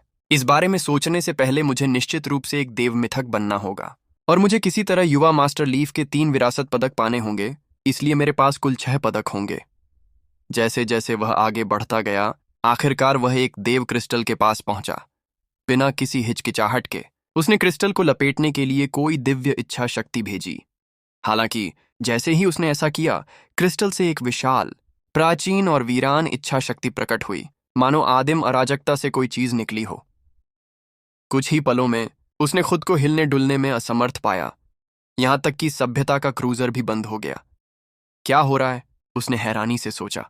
इच्छा शक्ति उसकी चेतना के सागर में प्रवेश कर गई और मानो उसकी अपनी इच्छा शक्ति को ही कुचलने वाली थी। हालांकि जैसे ही वह उसके माथे तक पहुंची, दिव्य सेना की मुहर ने अचानक असीमित दिव्य शक्ति प्रकट की और घुसपैठ करने वाली इच्छा शक्ति को निगल लिया। उसके माथे पर अजेय दिव्य सेना की मुहर होने के कारण बाहरी इच्छा का कोई भी हमला उस पर कोई असर नहीं डाल सकता था। हे भगवान, लीजन सील, भाग्यहीन, तुम यहां क्या कर रहे हो? मुझे यह मत बताओ कि यही मेरा भाग्य है। अचानक ध्रुव को ऐसा महसूस हुआ जैसे उसके चारों ओर सब कुछ घूम रहा है, और उसे एहसास हुआ कि वह शून्य के किसी प्राचीन हिस्से में था। उसके ठीक सामने एक विशाल धड़कता हुआ दिल था। किसी भी बाहरी शक्ति या हमले का उस पर कोई असर नहीं हो रहा था, और भविष्य की दुनिया का कोई भी व्यक्ति उसे देख नहीं सकता था। कुछ पल पहले की आवाज उसी दिल से आई थी। अभी क्या हुआ, ध्रुव ने सोचा, और कुछ पल पहले उसके अंदर जो घबराहट पैदा हुई थी उसे तुरंत शांत कर दिया। तुम ब्रह्मा जी की इच्छा हो, है ना? उसने कहा। होना ही चाहिए। मेरे पास देव सेना की मुहर का 1/3 हिस्सा है, और मैं भाग्यहीन हूं। तुम्हें भविष्य की दुनिया की शक्ति ने यहां कैद कर रखा है। मैं तुम्हारा कोई दुश्मन नहीं हूं। दरअसल मैं भविष्य की दुनिया का दुश्मन हूं। क्यों ना हम दोस्त बन जाएं? उस पल में खोए हुए ध्रुव को यह सोचने का भी समय नहीं मिला कि वह ब्रह्मा के दिल की इच्छा से बात कर रहा था, एक असली देवता से। यह कोई नकली देवता नहीं था, कोई काल्पनिक ईश्वरत्व वाला देव मिथक नहीं था। ये एक सच्चा ईश्वरत्व वाला देवता था, ऐसा जो समय की नदी में हमेशा के लिए बह सकता था। बस एक दिल बचा था, लेकिन ईश्वर की इच्छा अभी भी मौजूद थी, और उसकी शक्ति किसी भी चीज को नष्ट कर सकती थी। जाहिर है ये ऐसी चीज थी जिसके खिलाफ ध्रुव खुद कुछ नहीं कर सकता था। दोस्ती करूं तुम्हारे साथ बेटा? ब्रह्मा की प्राचीन इच्छा शक्ति मुस्कुराती हुई लगी। मैं कहूंगा कि इस समय तुम मुझसे लगभग 1 खरबवां हिस्सा शक्तिशाली हो। अगर तुम अपने पास मौजूद सभ्यता के उस जहाज के टुकड़े को पूरी शक्ति से चला भी दो, तो भी तुम मेरे बराबर नहीं होगे, और तुम मुझसे दोस्ती करना चाहते हो। मैंने पहले कभी किसी नश्वर को किसी देवता से दोस्ती करते नहीं सुना। मुझे देवता बनने के लिए किस्मत में लिखा गया है। ध्रुव ने आत्मविश्वास से जवाब दिया। देवसेना की मुहर मेरे पास आ गई, और यही काफी सबूत है ना? वह यह पक्का करना चाहता था कि वह किसी भी तरह से कमजोर न लगे। इसी पल, जब युद्ध की लपटें पूरे स्वर्ग को अपनी चपेट में लेने वाली थीं, भगवान ब्रह्मा ने उसे पुकारा था। ऐसी खतरनाक स्थिति में संभावनाओं और परिणामों पर विचार करने का समय नहीं था। इसके बजाय वह सावधानी को हवा में उड़ाकर यह देखना चाहता था कि ब्रह्मा का दिल सच में क्या चाहता है। यह बहुत अजीब बात है कि तुम्हारे पास गॉड लीजन सील है, बेटे। मुझे भी नहीं पता कि यह तुम्हारे पास क्यों है। मेरी समझ से मुहर 3 हिस्सों में बंटी हुई थी। एक पुराने समय में हमेशा के लिए रहता है, एक वर्तमान में और एक भविष्य में। जो अतीत और भविष्य में हैं, वे 2 अजेय सर्वशक्तिमान सत्ताओं के हाथों में पड़ गए। तुम निश्चित रूप से इन तीनों में सबसे कमजोर हो, इतने कमजोर कि तुम्हारा जिक्र भी करने लायक नहीं। मुझे सचमुच समझ नहीं आता कि प्राचीन प्रभु ने इस तरह से व्यवस्था क्यों की होगी। हालांकि यही व्यवस्था है और इसके पीछे कोई ना कोई कारण जरूर होगा। मुझे ऐसे मामलों पर सवाल उठाने का साहस नहीं करना चाहिए। चूंकि तुम्हारे पास गॉड लीजन सील है, तो तुम मेरे साथ सौदा करने पर विचार क्यों नहीं करते? कैसा सौदा? ध्रुव ने कहा। मुझे आपकी मदद चाहिए, ब्रह्मा ने जवाब दिया। बहुत समय पहले मैंने अमरनाशक राजा और उनके 71 भाइयों के साथ युद्ध लड़ा था। मैं हार गया और मेरे अंग भंग हो गए। मेरी लाश अलग अलग जगहों पर बिखरी हुई थी। मेरा दिल यहीं है, मेरा सिर भविष्य की दुनिया में है और मेरे अंग अलग अलग प्राचीन देव खंडहरों में हैं। जहां तक मेरे धड़ की बात है, वह एक विशाल अमर दुनिया की गहराई में है। वे सभी बंद हैं और मुझे आजाद होने के लिए आपकी मदद चाहिए। आप क्या कहते हैं? केवल जब मेरा शरीर पूरी हालत में वापस आ जाएगा, तभी मैं फिर से जीवित हो पाऊंगा और आखिरकार देवलोक में लौट पाऊंगा। अपने शरीर के टुकड़े ढूंढना। मुझे नहीं लगता कि मैं इतना ताकतवर हूं कि ऐसा कर सकूं। ध्रुव को तुरंत पता चल गया कि यह एक नामुमकिन काम है। शायद पहले उसे यह कहने का पूरा भरोसा होता कि वह यह कर सकता है, लेकिन अब जब उसने खुद देखा था कि यह दिल कितना अविश्वसनीय रूप से शक्तिशाली है, तो उसे एहसास हुआ कि ऐसा कोई भी भरोसा बस एक सपना था। ऐसा लग रहा था जैसे वह सपना देख रहा हो। वह एक असली भगवान के साथ सौदा करने की कोशिश कर रहा था। मैं रातों रात ऐसा होने की उम्मीद नहीं करता, ब्रह्मा ने जवाब दिया। मैं इंतजार कर सकता हूं। इसके अलावा मैं तुम्हें इतना इनाम दूंगा कि तुम दिव्य उत्थान तक भी पहुंच सको। अभी तुम एक विनाशकारी नश्वर हो। ये सचमुच बहुत कमजोर है, और जब तुम देव मिथक स्तर पर पहुंचोगे तो स्वर्ग का ताव गुस्से में होगा और एक ऐसा संकट लाएगा जिससे पार पाना बहुत मुश्किल होगा। तुम्हारा शरीर और तुम्हारा ज्ञान दोनों ही उस हद से परे हैं जहां उन्हें होना चाहिए। इस बारे में क्या ख्याल है? भविष्य की दुनिया की यात्रा करने, मेरा सिर ढूंढने और उसे खोलने के पहले काम में मेरी मदद करो। मैं तुम्हें निर्देशांक भी दे सकता हूं। मदद के लिए मैं तुम्हें असीमित शक्ति दूंगा, जो सभ्यता के क्रूजर के उस टुकड़े को पूरी तरह से शक्ति देगी। अगर तुम अकेले ऐसा करने की कोशिश भी करोगे तो शायद कभी कामयाब नहीं हो पाओगे। ओह, तो पहला काम भविष्य की दुनिया में जाना है और तुम मुझे रास्ता बताओगे? ध्रुव ने सिर हिलाया। बेशक, अगर वह इस योजना पर अमल करता तो वह अपने लिए फायदे ढूंढ पाता। मुझे पहले सभ्यता के क्रूजर को शक्ति देनी होगी, वरना मैं अंतरिक्ष समय के रास्ते से भविष्य की दुनिया तक कभी नहीं पहुंच पाऊंगा। बहुत अच्छा बेटे, अपना वादा याद रखना। मैं अपनी शक्ति का इस्तेमाल करके इस इलाके के सभी देव क्रिस्टल इकट्ठा करूंगा। इनमें भविष्य की दुनिया की शक्ति के साथ साथ मेरी अपनी देव शक्ति भी है। सिर्फ एक क्रिस्टल ही सभ्यता के उस जहाज के टुकड़े के लिए जरूरी शक्ति का 100 खरबवां हिस्सा देने के लिए काफी होना चाहिए। यहाँ काफी होना चाहिए। ब्रह्मा की इच्छा शक्ति फैल गई और अनगिनत देव क्रिस्टल ध्रुव के हाथ की ओर उड़ने लगे। सामान्य तौर पर आप इन देव क्रिस्टलों को कभी इकट्ठा नहीं कर पाएंगे, क्योंकि ये मेरे दिल के बहुत पास हैं। इसके अलावा सभ्यता का क्रूजर, सभ्यता के स्वामी, जिन्होंने अतीत की प्राचीन यांत्रिक सभ्यता पर राज किया था, कि विज्ञान और तकनीक द्वारा बनाया गया सबसे महान मशीनों में से एक है। यह न तो कोई देव वस्तु है और न ही कोई जादुई खजाना। यह देव वस्तुओं से बढ़कर है, और यह तथ्य कि आपने इसे हासिल किया है, यह दिखाता है कि भाग्य आपका ध्यान रख रहा है। उम्मीद है आपको क्रूजर के और भी टुकड़े मिल जाएंगे। सभ्यता के स्वामी एक ऐसे देवता थे जो हम में से ज्यादातर से श्रेष्ठ थे। उन्होंने एक ऐसी चोटी को हासिल किया जिस तक बहुत कम लोग पहुंच पाते हैं, सर्वोच्च देव स्तर। अब जाओ, जब तुम देव मिथक स्तर पर पहुंच जाओ तो यहां वापस आना और मैं तुम्हें भविष्य की दुनिया में जाकर अपना मुहरबंद सिर ढूंढने में मदद करूंगा। इससे पहले कि ध्रुव प्रतिक्रिया कर पाता, शक्ति का एक विशाल प्रवाह उसके चारों ओर फैल गया और उसे ब्रह्मांड में तब तक घुमाता रहा जब तक कि वह ब्रह्मा अमर दुनिया से बहुत दूर नहीं चला गया। वाह, ध्रुव ने युद्ध भूमि से दूर मंडराते हुए सोचा। हालांकि वह खुश था, लेकिन अब उसे भगवान ब्रह्मा के लिए एक बहुत ही महत्वपूर्ण काम सौंपा गया था, जिसे वह बिल्कुल भी हल्के में नहीं ले सकता था। ब्रह्मा ने उससे कोई वादा नहीं करवाया था, न ही किसी सज्जा की बात की थी। लेकिन अगर कोई देवता किसी नश्वर को सज्जा देना चाहे तो यह एक आसान काम होगा। और ध्रुव के पास पूरी देवसेना की मुहर नहीं थी।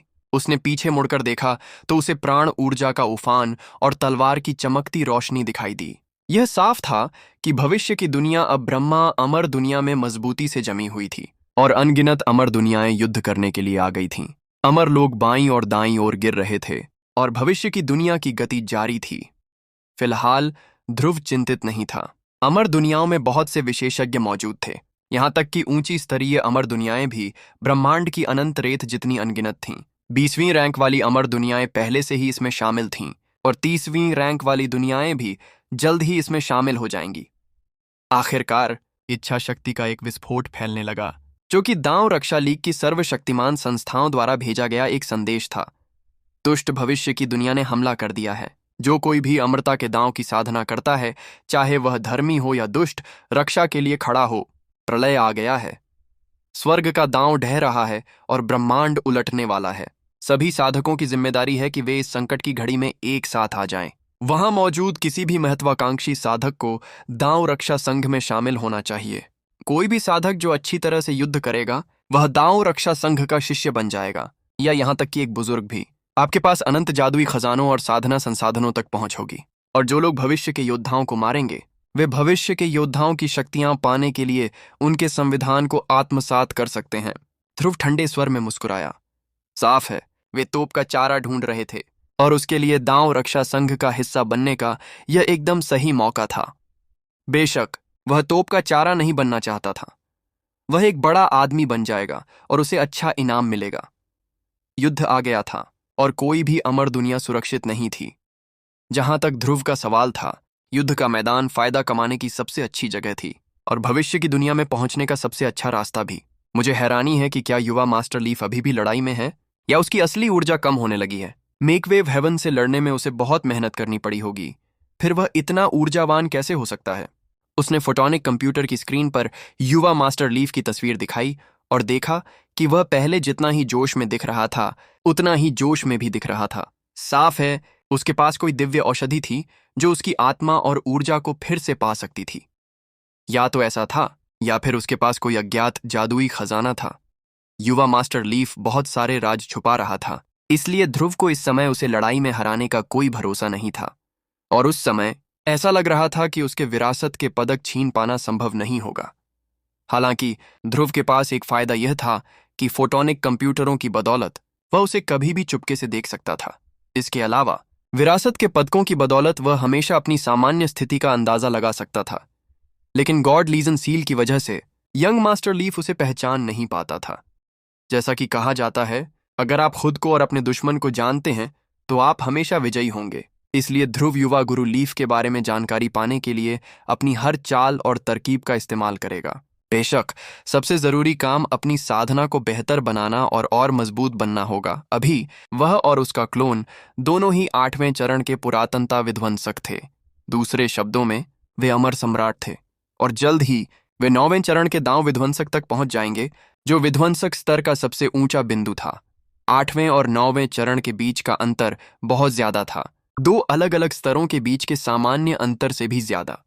आखिरकार 9वें चरण में एक दांव दिल बनता है, जिसे कभी कभी दांव फल भी कहा जाता है, जिससे 9 स्तरों का एक और उपविभाजन बनता है। जैसे जैसे दांव दिल पर दांव रेखाएं दिखाई देती जाती हैं, व्यक्ति सबसे ऊंचे शिखर की ओर बढ़ता जाता है। बेशक शिखर 9 रेखाएं थीं, जिसके बाद व्यक्ति देव मिथक स्तर तक पहुंच सकता था। अभी तक ध्रुव ने दांव दिल का निर्माण नहीं किया था। ऐसा करना एक बड़ी उपलब्धि थी, जो अनिवार्य रूप से शक्ति को दोगुना करने के बराबर थी, और इससे शक्ति में 10 गुना या शायद 100 गुना भी बढ़ोतरी होती। दुर्भाग्य से दांव दिल बनाना बहुत मुश्किल था और इसके लिए बहुत ज्यादा शक्ति, जादुई नियमों और इच्छा शक्ति के मिलाप की जरूरत थी। शुक्र है कि ध्रुव के पास संसाधनों का एक विशाल संग्रह था, जिसमें भगवान ब्रह्मा द्वारा दिए गए देव क्रिस्टल भी शामिल थे। उसे शक्ति की गहराई की भी गहरी समझ थी, और जैसे जैसे उसके फोटोनिक कंप्यूटर और भी ज्यादा सक्रिय होते गए, उसे इस बात का और भी गहरा बोध होता गया कि जीवन, ऊर्जा, विज्ञान और तकनीक, ये सभी एक साथ कैसे काम करते हैं, जिससे उसे साधना में और भी लाभ हुए। इस कारण ताओ विध्वंसक स्तर तक पहुंचना उसके लिए कोई बड़ी समस्या नहीं होनी चाहिए थी। और इसलिए उसने ब्रह्मांड के अंतरिक्षीय तूफानों की गहराई में एक जगह ढूंढी जहां उसने खुद को एकांत में बंद कर लिया। साधना के इस सत्र के दौरान उसे बहुत सावधान रहना होगा, लेकिन साथ ही वह यह देखने के लिए भी उत्सुक था कि जब वह अपनी सफलता पाएगा तो नर्क कुचलने वाले गॉड मैमथ की शक्ति से क्या क्या बदलाव होंगे, और उसने जो भंडार जमा कर लिया है उसे देखते हुए वह कितनी दूर तक पहुंच पाएगा। आने वाली मुसीबतों के बारे में उसे कोई चिंता नहीं थी। स्वर्ग के दांव के प्रकोप को एक साधारण मुक्के के प्रहार से हराया जा सकता था, और आमतौर पर यह पोषक तत्वों का एक बड़ा प्रवाह बन जाता था। जैसे ही उसने साधना सत्र शुरू किया, सभ्यता के क्रूजर की अलग अलग क्षमताओं का अपग्रेड होने लगा और जहाज की प्रणालियां नए स्तरों पर पहुंच गईं। यह अच्छी बात थी कि ध्रुव ने ब्रह्मा अमर दुनिया में जरूरी शक्ति स्तरों पर पहुंचने पर इन अपग्रेड से परहेज किया था, और जैसा हुआ, जारी होने वाले उतार चढ़ाव महत्वपूर्ण थे। अंतरिक्ष यान के चारों ओर बिजली का तूफान चल रहा था और फोटोनिक कंप्यूटर टिमटिमा रहे थे, क्योंकि वे बुद्धिमान भ्रामक अनुमान उत्पन्न कर रहे थे। यह फोटोनिक कंप्यूटरों का एक ऊंचे स्तर का काम था, जो कच्चे डेटा से बने असली जीव थे। अपनी बनावट के कारण वे अविश्वसनीय गति पा सकते थे। जीवन रक्षक प्रणालियां पूरी तरह से चालू हैं। आनुवंशिक प्रणालियां पूरी तरह से काम कर रही हैं। हथियार और बिजली प्रणालियां पूरी तरह से चालू हैं। मेका और युद्धपोत प्रणालियां पूरी तरह से चालू हैं। सुरक्षा और ढाल प्रणालियां पूरी तरह से चालू हैं। हाइपरड्राइव सिस्टम पूरी तरह से चालू है।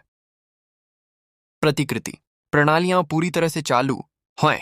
डायग्नोस्टिक प्रणालियां पूरी तरह से चालू हैं। ध्रुव को अलग अलग फोटोनिक कंप्यूटरों से आ रही रिपोर्टें सुनकर बहुत खुशी हुई होगी, और यह तब हुआ जब उसने अभी तक देव क्रिस्टलों को सोखा भी नहीं था। एक बार ऐसा हो जाने के बाद सभ्यता का क्रूजर कितना आगे बढ़ेगा यह कहना मुश्किल था।